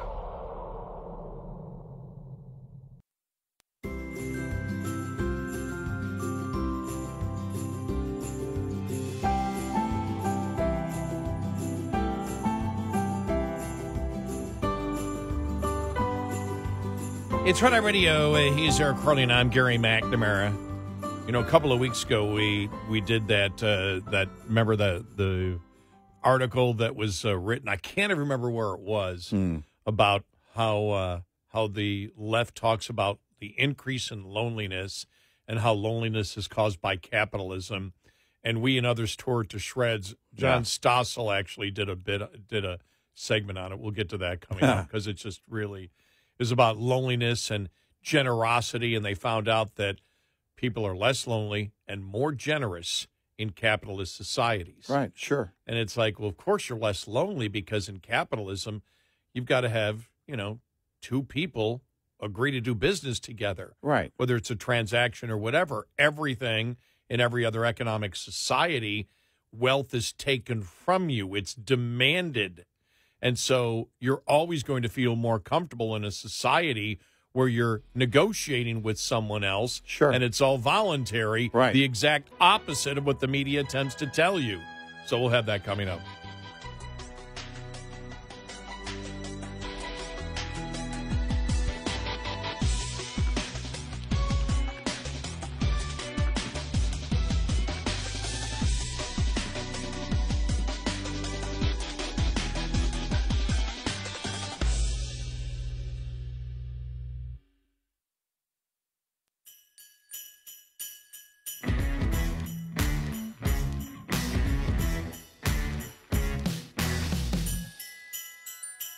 You're listening to Red Eye Radio from the Uniden America Studios. It's Red Eye Radio. He's Eric Harley, and I'm Gary McNamara. I just discovered this audio cut here in the last 15 minutes. I go, got to play some of it, because it was something that we actually discussed. We had a couple of segments on it a couple of weeks ago, and it was the whole thing of the media. Because of Thanksgiving and the holidays and all this, is people are lonely. And people are more lonely because of capitalism, and that's what they were trying to sell. People may be lonely. It's not because of capitalism. No. And so I want to play, because we did at least a couple of segments on it. We might have done an hour on it. I can't remember, but it was just so fascinating. And we tore it apart as others tore it apart. And so John Stossel got on it, and Johan Norberg, who we had mentioned, one of the researchers. Who said, no, this isn't what's going on. The research doesn't, the media is making it up. The research doesn't show that. Mm-hmm. The research shows that in capitalist societies, people are less lonely. And in capitalist societies, people are more generous. Yeah. Well, then again, you think about it, it's like, it's exactly what it's not supposed to be. I would always say, yes, it is. Because if you live in an economic system that takes from you and controls your life more, you're more likely to want to keep what you have.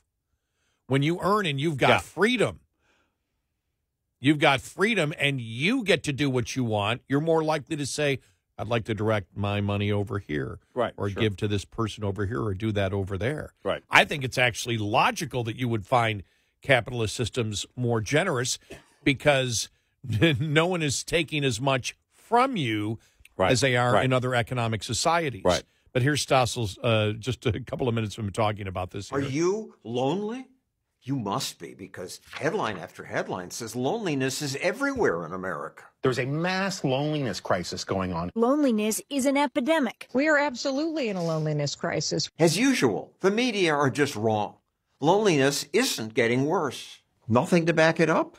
Well, yes, there is an epidemic of headlines saying that there is a loneliness epidemic, but there's no empirical data that actually shows that we feel more lonely now than we did in the past. In his new book, Johan Norberg explains that when researchers compare people with previous generations at the same stage of life, they don't find evidence of increased loneliness. Which is interesting, because I would also think that it's less of a stigma to tell people that you feel lonely nowadays. But more people live alone now.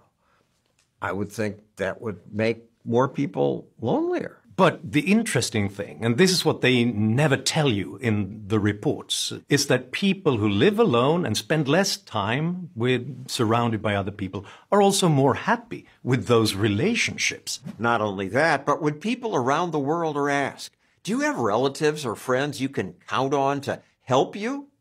People in countries where more people live alone rarely say no. But in places like India and China, where I would think they'd have big families to count on, many more say they have no one. It's the complete opposite of what people expect. In traditional and less market-based societies, between 20 to 30 to 40% say they have no one to count on if they need help. Whereas in the richest and most individualist societies, it's in the low single digits. It's the opposite of what the scaremongers tell us, which is that capitalism makes us feel lonely and empty inside. One of the huge sources of loneliness is capitalism. Capitalist values of ruthless greed and competition. The material incentives of capitalists isolate us from nature, each other, and ourselves. It's a miracle we aren't even lonelier. I understand why those charlatans get an audience, because at times we all feel lonely and life and relationships are hard. But Norberg's new book points out the many ways capitalism makes life better, including making people less lonely. Every poll we're looking at shows that people say that they're less lonely in the most market-oriented societies. The Human Freedom Index ranks how free and market-oriented societies are. Not only are people less lonely in these capitalist countries, but if you increase freedom by 1 point, you reduce loneliness levels by 6 percentage points. Under capitalism, people compete. Sounds divisive. Sounds like it would pull us apart. Feudalism, communism, fascism, that's divisive. That's all based on getting resources by taking them from somebody else. What capitalism does is that it forces us to think about, what do the other guy want? To sell someone anything, you have to please them. The most important aspect of capitalism is cooperation. And that's why you constantly hear every time you buy something this double thank you. Thank you. Thank you. You say thank you and they thank you. Thank you. It's weird. You both say thank you. You both feel you won. I'm brought up with the idea that I should say thank you when somebody has done me a service. But in the market economy, we do each other services constantly. That's how we get richer. No deal ever happens unless both parties think that they benefit more from doing that. And here's another twist to that. You argue capitalism makes us generous? It sounds surprising, and this surprised the researchers as well. For many years, lots of researchers around the world have been looking at how generous are people when they're playing different economic games. You're not allowed to communicate what you're thinking, talk about the decision you're making until you make it. There are many real-life tests of that. This YouTube channel demonstrated a common experiment. Here the host gives people $20.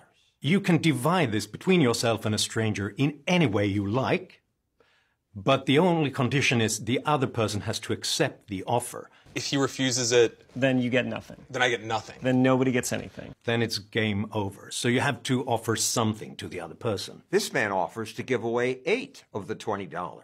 $8. And the 12 is yours to keep? This man gave the woman half. So you got $10 here. Is that got your $10, yeah. Do you accept Sean's offer of $10? I do accept Sean's offer. Researchers have now done this test all over the world. And surprise again, people are most generous in capitalist societies. There you go. Well, I just like the way you said, there's an epidemic of news stories that loneliness is greater than ever before. Right. Well, you and I have always said, how the hell do you measure that? You're making that up. And for these pundits, and they showed, a bunch of liberal pundits in the United States, political commentators saying loneliness is an economic. You have no idea. You're making that crap up. Well, this is the thing is you've got always from that approach and mindset, you always have to attach some kind of big emotion to it, because it is true there are plenty of people out there that are lonely. Well, okay, now let's attach that to capitalism. And the fact of the matter is that in a capitalist society, one of the reasons you're more generous and you're more inclined to be generous is that you understand the cooperative effort and what it means to you. Now, liberals, cover your ears. The incentive is driven by what? Well, if I keep cooperating, I'm generous in that cooperation, the return is going to come back to me. Right? I'm going to be, because I think there is something instinctive that the more success we have, the more we are driven. If you're a good person, the more you feel driven to give back. But you also understand that whether it's the feeling of, helping someone, the satisfaction of helping someone, or feeling that, okay, this is good for my community, this makes my community better, which makes me feel better. There is something that is driven. There is a return for you one way or the other. Well, or the plain cooperation or behavior within capitalism, even before you get to any donations or generosity that is on a nonprofit level. If you're cooperating in capitalism, you're starting a business, or you're just going to a job, you're working. Well, you want to do a good job because you want to keep the job. You want to do a good job because you want to get a raise next time around. You want to do a good job because, and there are things that are, again, all right, let me help you with this. You understand, if you're doing it right, you understand why that cooperative effort and that generosity is necessary. Well, I know for me, I look at it and I say the opportunities and freedoms that I've been given were fought for. That everything I have that I'm grateful for, somebody fought for. Mm-hmm. So I understand that somebody was willing to sacrifice for me. Mm-hmm. And they got nothing out of it except, what did they get out of it? They sacrificed their time, their energy, their limbs, and sometimes their lives, so I can have what I have. Why? Because they wanted to move a free society forward. Right. That's why the majority of people did it. They want to promote it because they want exactly what I've got out of life and so many others, which is the opportunity to acquire wealth, and then I get to decide more of where I go in life than a society where I can't acquire that kind of wealth. Mm-hmm. And the recognition that that's what moves everything along, which will not only give me a better life, but your kids a better life in the future. In my case, my nieces and nephews, a better life in the future. You're looking at what advances everything. And I know one of the homeless shelters that I work with that I'm a huge fan of, it's a local one near me. They just don't feed people. The entire process is, if you want to get out of the situation you get out of, we will provide you the resources to become independent and productive again. Right. To me, they're giving more than food and shelter, temporary food and shelter, which is fine in many cases, but they're giving people hope. Mm-hmm. And that's what, I had hope, and I had people that helped me along my way, not necessarily monetarily or financially, but people that believed in me.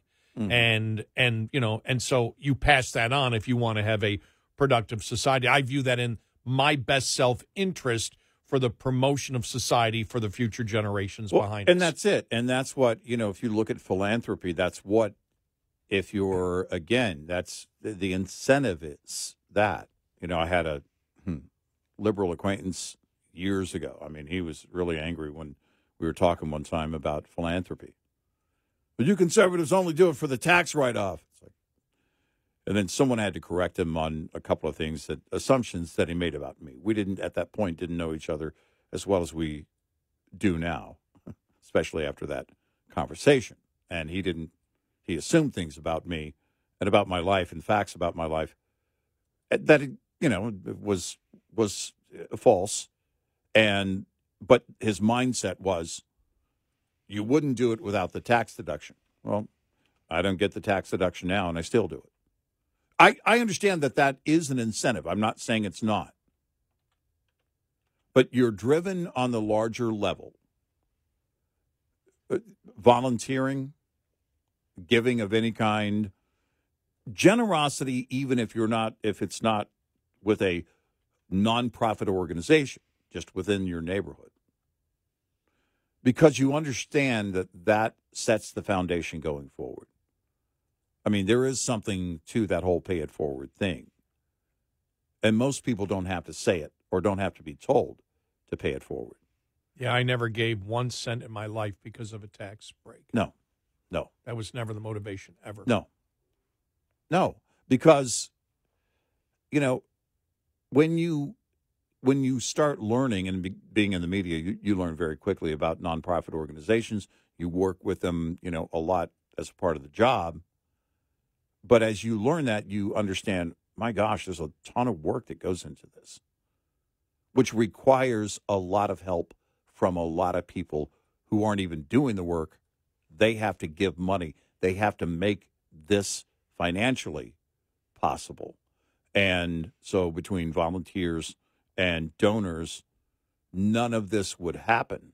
And to me, that's all a positive. 866-90-RED-EYE.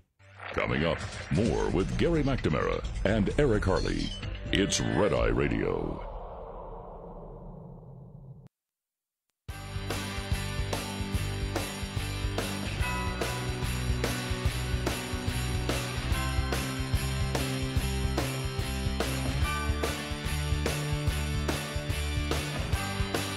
It's Red Eye Radio. He is Eric Harley, and I'm Gary McNamara. Coming up following the top of the hour, some of the insane polling numbers that came out this weekend. I love this one. NBC News frames Senate sex tape video as conservative news outlets pushing the story.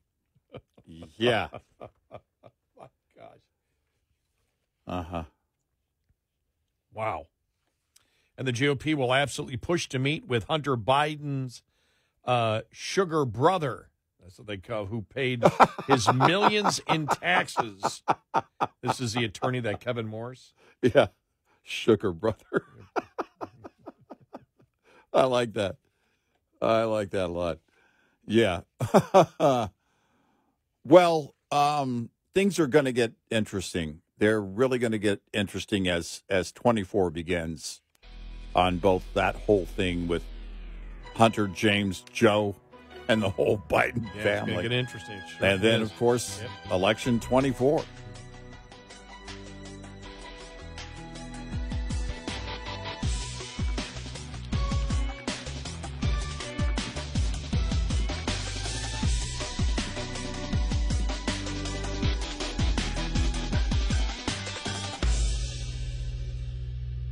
This is Red Eye Radio on Westwood One.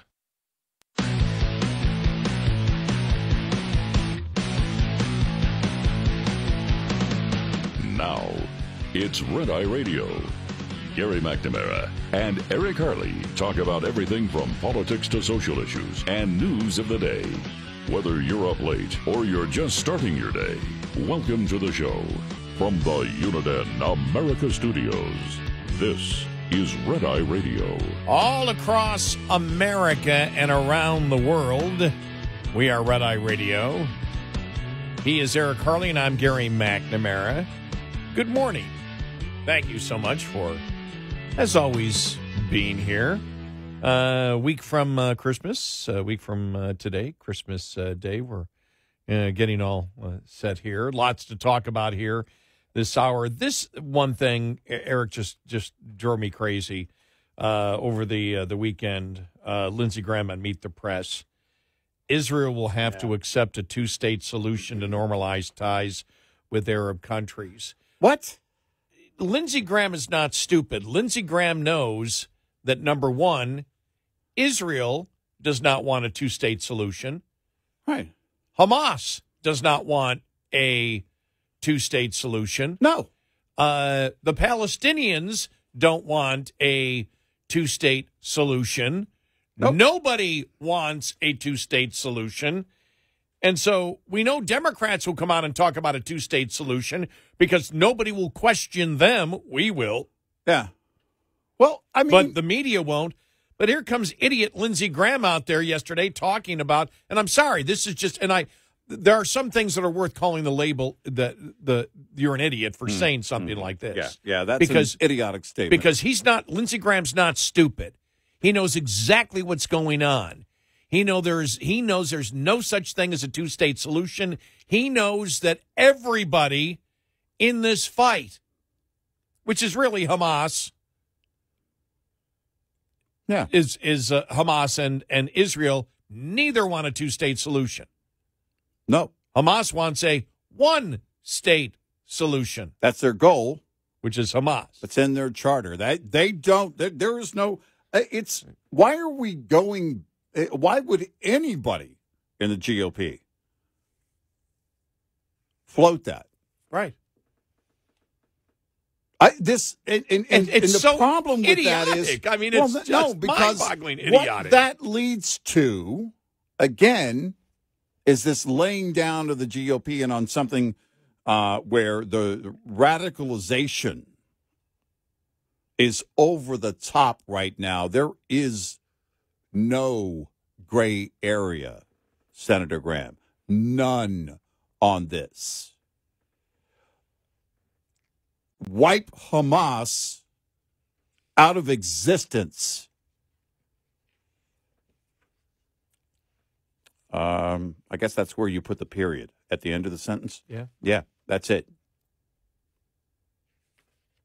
But you just shake your head. You just saw them like... I don't know. Seriously, did they have a week-long Christmas party on Capitol Hill or something? What is where everybody is just drinking and smoking? Yeah. And we're not making talking sex and making sex videos. Yes. So right, it's a drinking, and so when we say smoking, we don't mean cigarettes. No, because that would be horrible. We mean weed. Well, I understand exactly what you're saying because smoking cigarettes would be absolutely unacceptable and horrible. Ugh. But okay, that's better not do that cool. in front of the cops. Hide that Marlboro, man. It's cops. It's the cops. But it's I don't know. It's so stupid that it's idiotic. But in the same series of days, of where you also have someone in the GOP floating, oh no, we're okay with 3,000 a day coming across the southern border. Yeah, that's our counter. Which means if the left is suggesting 5,000 a day and the right suggests 3,000 a day, that the GOP will settle for something in the middle like 6,000 a day. and to hear this from Lindsey Graham, two-state solution. I thought maybe they were for the holidays running repeats of the Sunday morning shows from the 70s. Yeah, exactly. I'm not wearing bell bottoms again. We're not going back to that. And we're not going back to this insane conversation, Lindsey Graham. You already know what radicals are capable of. But let's just talk about the situation between Hamas and Israel before we talk about how it's the radicals, in the U.S., and that is Hamas in their charter. Very clear. And they have plenty of support from nations that are calling for the same thing. Iran, wipe Israel off the map. That's what they want. And Hamas is a terror organization. Now, and the Palestinian leadership, which is controlled by Hamas, which is Hamas organization. Right? Yeah, if you were to eradicate Hamas, I'm just saying for the sake of the discussion, let's say they got to a point where they fully eradicated Hamas, that's a whole other conversation, how long that might take. But let's just say, for the sake of the conversation, they did. We could talk about it. I could imagine. I'm not going to talk about it because I'm not in that negotiating position. But we can certainly imagine that peaceful Palestinians in Gaza and Israel could separately coexist. This idea of a two-state solution, because here's the thing, when you hear it from a lawmaker, especially someone like Lindsey Graham, when you hear it from them, what he's saying, that leads to, well, let's start having a summit. Let's start moving to that goal. No. Israel needs to eradicate Hamas. And from there, I can't tell you, I'm not going to read into the future, but I would believe that that Palestinians, not led by Hamas, would have a more peaceful existence in Gaza. Yeah, if it was to happen that way, who knows if it will happen that way, or whether you just defeat it and whether Israel will occupy it for a significant period of time, right? Which then will tick off, other radical governments in the Middle East. But you have no other choice after you went through. What you're trying to do is you're doing two things. You want to make sure that you destroy as much infrastructure to make it harder for anybody to come after you from Gaza. Mm-hmm. Whomever you want to say, whether it's Hamas or Hezbollah decides to come down from Lebanon and occupy. Who knows? Yeah. Who knows where the Islamic radicalism is coming from? Yeah. Where it might come from in the future, but they are going to attack Israel. But what you're doing is you're doing two things. You're making it where the punishment for doing what they did is so great that it gives them pause to think about it, and at the same time, you're trying to destroy as much of the infrastructure that they have used in order to attack you as they just did. But then you look at some of the American polling here. The Harvard-Harris poll conducted on December 13th and 14th. I'm reading this here from Luther Ray Abel from National Review on the Harvard-Harris poll conducted that found 67% of Americans between the ages of 18 and 24 believe that Jews as a class are oppressors. While the question posed isn't worded as well as one would hope for a survey, the question was, do you think that Jews as a class are oppressors and should be treated as oppressors, or is that a false ideology?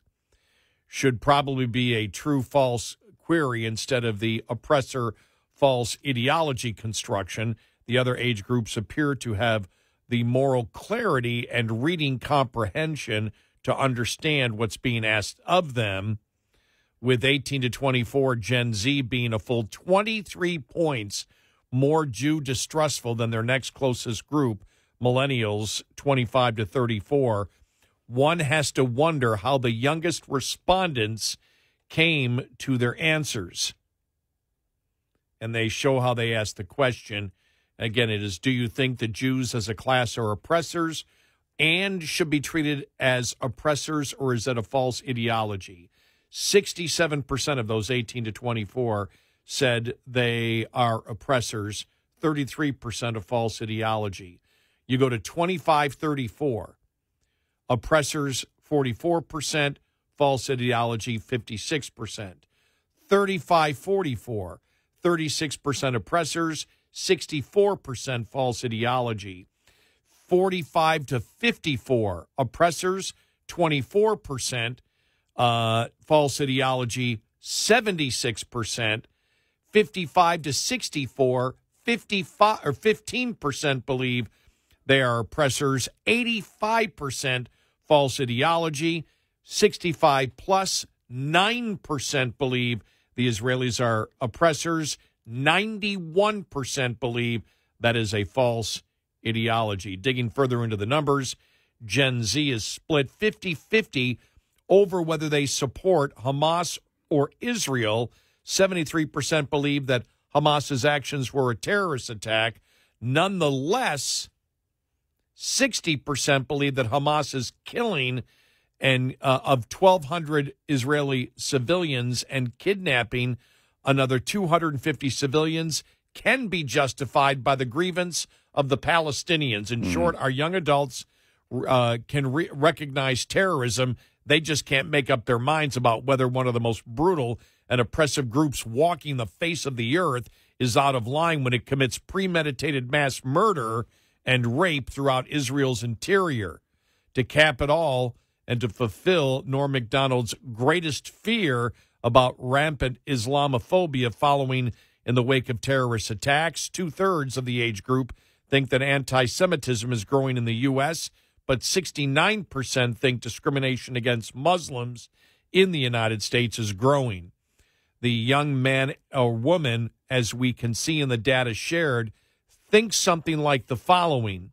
Hamas carried out a legitimate terrorist action against Israel because Palestinians are colonized people for whom action against their oppressor is righteous. The American Jew is still oppressed by the white Christian monoculture, but because of his wealth and privilege, he is of lower priority than the Muslim.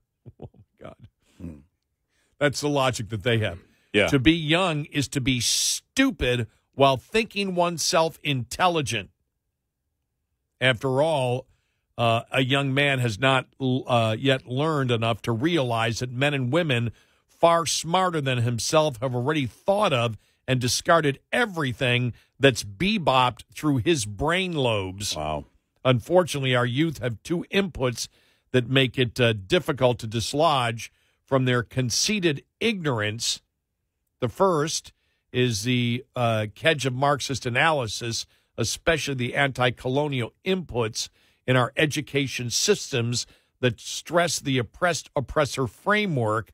The second is the curated agitation, the agitprop that is TikTok and the subsequent reloads to Instagram, Facebook, and YouTube. This platform allows just enough time in a video to permit a veneer of academic legitimacy while actually allowing a content creator 45 seconds to run through some copy pasta procured elsewhere and full of many of the horrendous buzzwords and euphemisms that critical theorists traffic in, as when working on a valve when one is upstream of it has leaked by, but it's almost impossible to countermand the errors coming from TikTok and company, where a young person is exposed to hours of falsehoods every day. I love it. It's the theory of the valve. Yeah. Past where the problem is. Yeah, Yeah. it's amazing. But understand it's also the brainwashing that's going on in our schools today. Well, no, it is further. It's the indoctrination that's been going on all of their lives and longer. But I mean, if you're talking about this age group, certainly it covers all of their lifespan, and that's how radical it becomes, and it becomes more radical as we go along. They're still young. They got plenty of time to move even further on the radical scale. You know, I mean, I just don't know. Again, I don't know where it changes. Maybe with the generation behind them. I mean, I don't know. I really don't. But if you think about university campuses and everything else, where there is so much reconsideration now, so much thought being given to, you know what? I don't know if I want my child going there or the students themselves. You know what? I just want to go somewhere where I can learn and get a degree. Yeah. And then beyond that, that isn't promoting Nazism. Exactly. And then beyond that, the whole, apply what our friend Mike Rowe has said for years. Well, I just want to learn something I can take out into the world and make money at.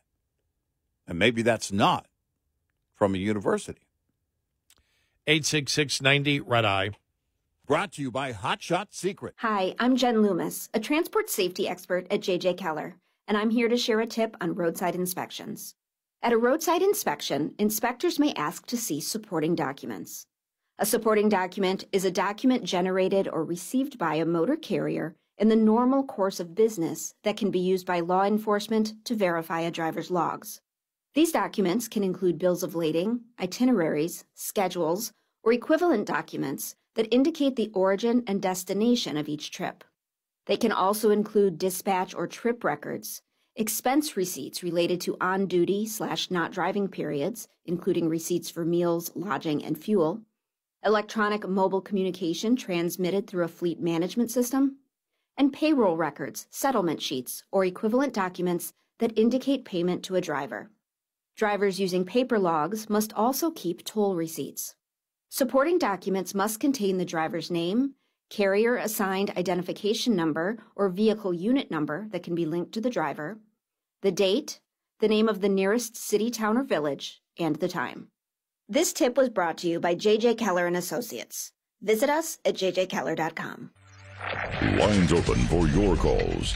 866-90 Red Eye on Red Eye Radio.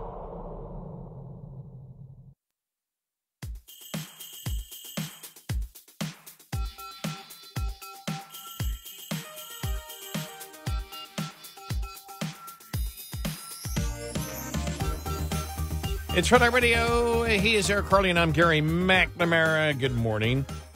This from justthenews.com. Early admission applications to Harvard plummeted with 17% fewer applications from high school seniors this year than last year as the Ivy League school struggles with anti-Semitism and plagiarism scandals. Harvard said last week that it accepted 692 students to the class of 2028 under its early action program from a pool of 7,921 applicants, putting its acceptance rate at 8.7%. Meanwhile, in 2022, Harvard accepted 722 early applicants for the class of 2027 from a pool of 9,553. So there's the 17% fewer applications. All right. I'm guessing that trend might continue. Yeah.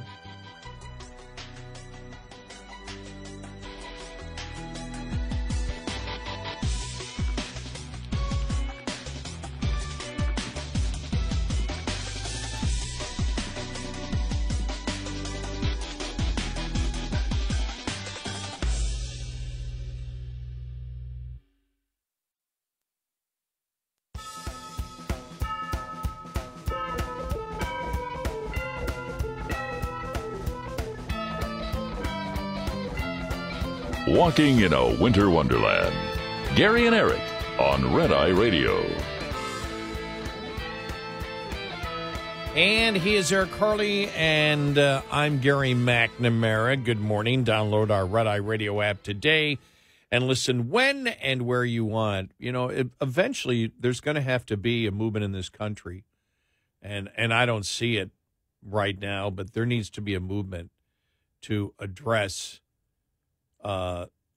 the Democrats always talk about the root causes of things, but the root cause of anti-Semitism that we're seeing today comes directly from the Democrats' identity politics. Yeah, sure. Yeah. We have to stop in this country if we do not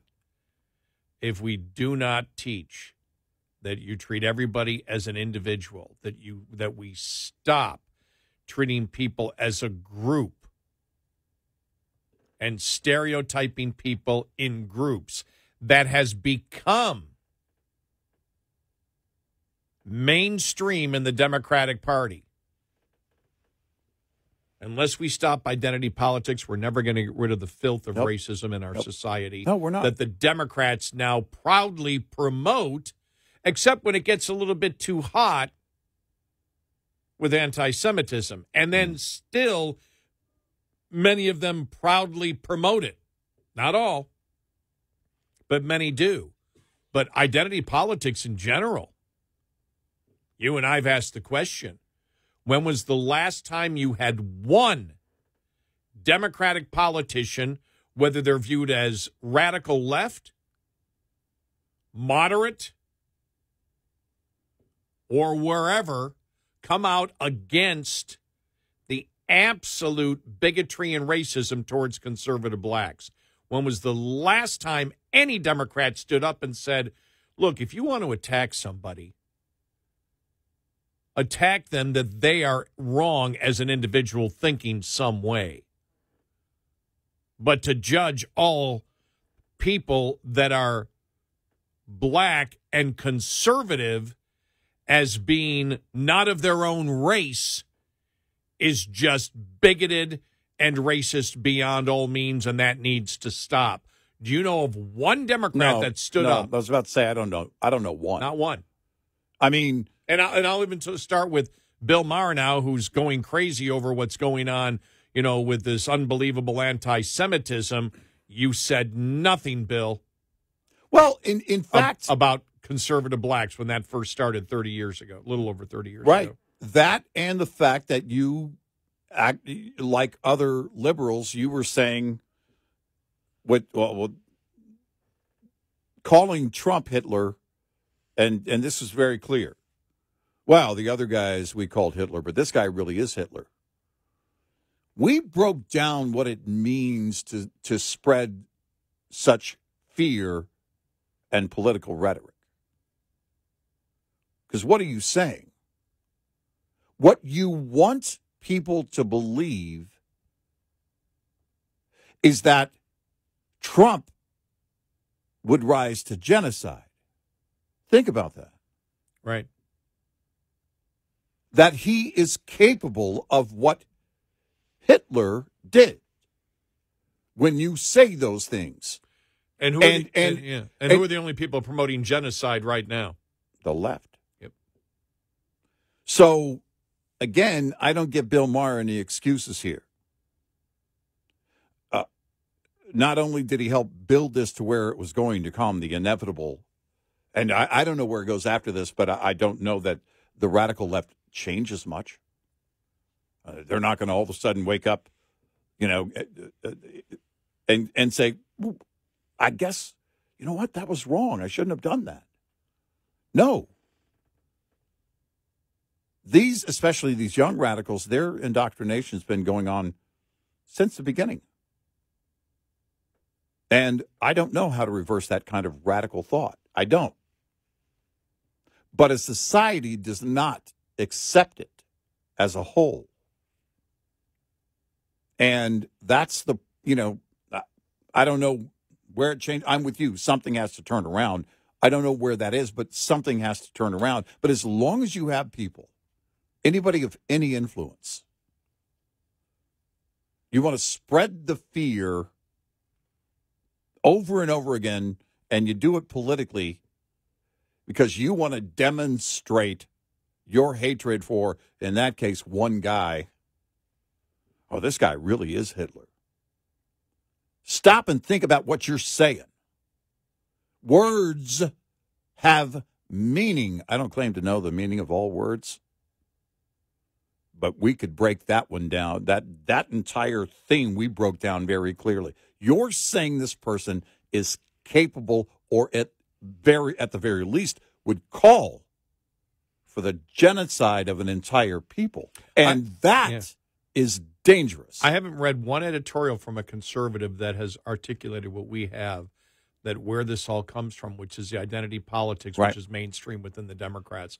I have not seen an analysis on it. Right. And I read most of the conservative publications out there. Yeah. I just haven't seen it. I haven't seen it. And it's so obvious. It's so obvious that that's what's going on. It's easy to sit there and say all Jews, isn't it? Oh, yeah. Well, because it was very easy for you to say all whites. It was very easy for the left to say that conservative blacks, and that's sort of the opposite. All blacks must think alike because all whites think alike and all whites are racist. Right. And so you set people into tribes based on their skin color and based on lies. Yeah. Yeah. It's like we said, what was the reason when Biden and the Democrats all lied about the Georgia election law, calling it Jim Crow 2.0, Jim Crow on steroids? What was the purpose of that? To create fear. The law hasn't really changed, and now they're bringing baseball back and nobody cares. Right. Nobody's up in arms about it. Why? Why did they do it? It was a lie. Because they wish to separate people based on their physical characteristics through fear. Through fear by lying. Yep.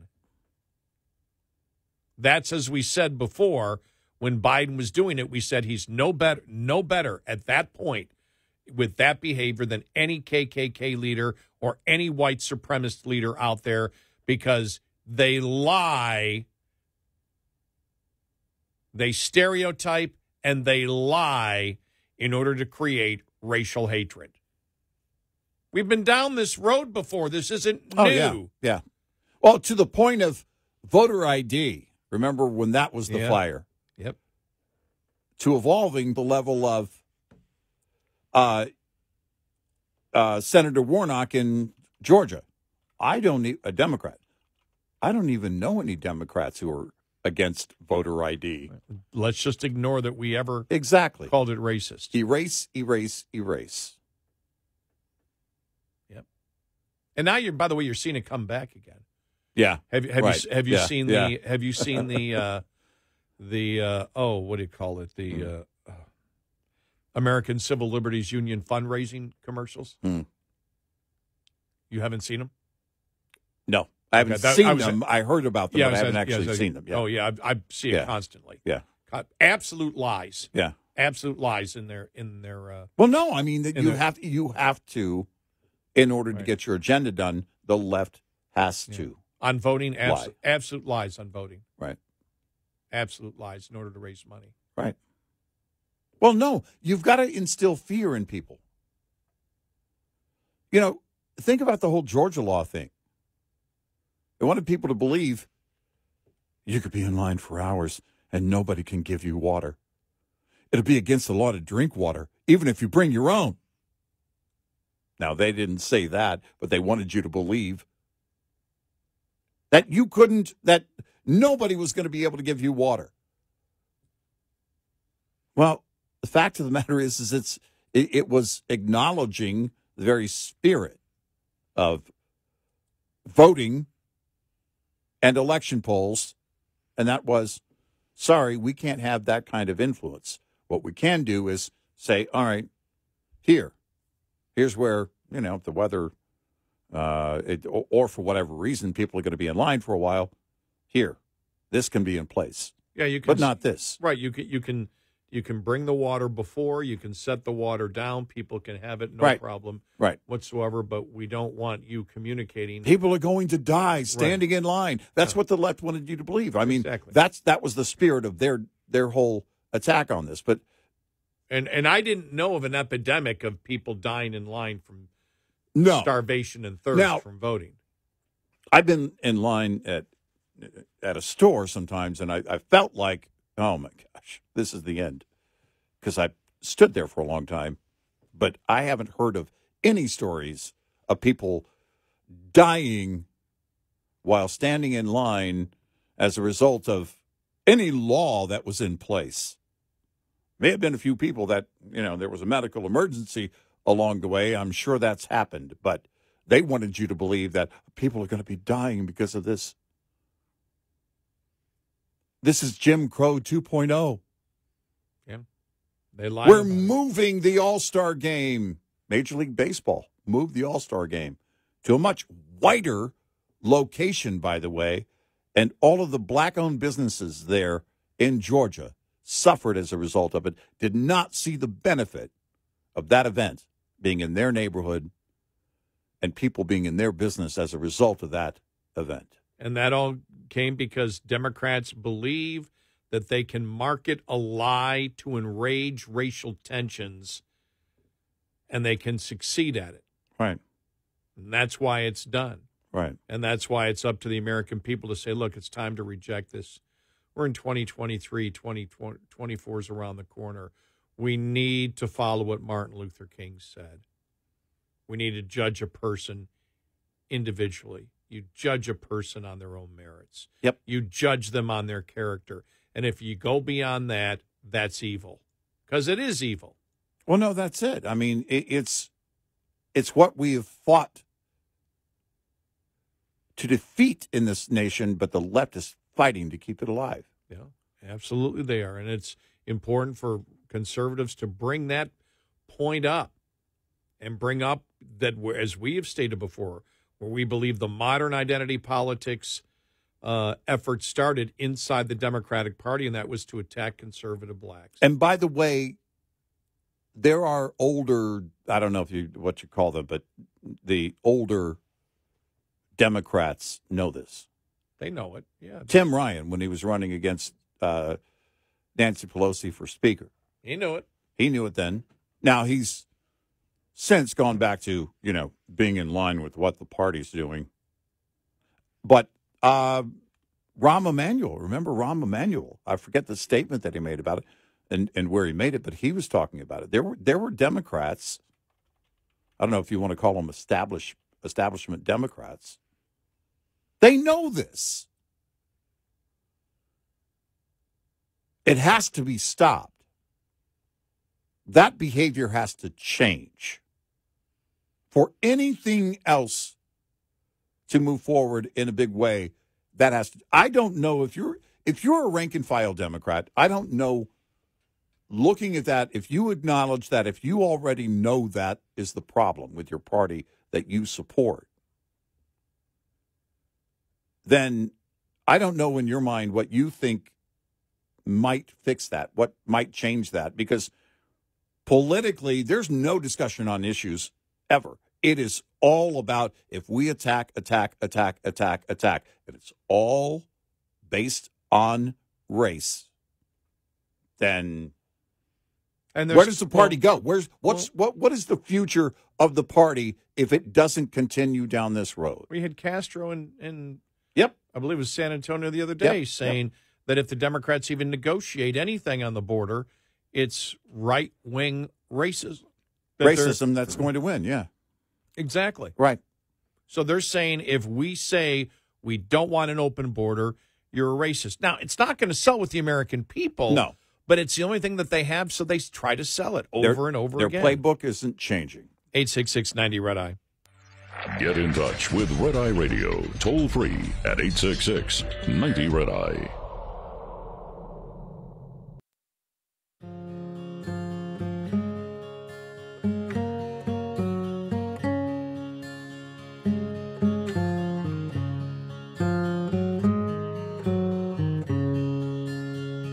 It's Red Eye Radio. He's Eric Carly, and I'm Gary McNamara. See, this beautiful Christmas music comes on, and all I can think of is, let's get out of here and come back on January 3rd.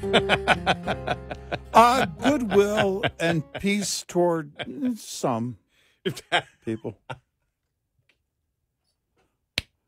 Oh, man, I'm going to pay for that. Oh, no, I like that, though. That's good, though. No, because that's a Babylon Bee headline. Yeah. If they were talking about new Christmas songs. Well, that would be a great parody. Right. Peace on earth and goodwill towards some. Towards a few. Towards a few. Yeah. Right. You can't say men.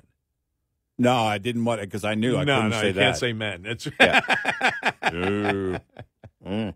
No. Unless you're talking women's sports. Then you can. Yeah, exactly. Yes, there, exactly. There you can. But yeah, listen, from most of the people in my family to a select few of the members of your family, Merry Christmas.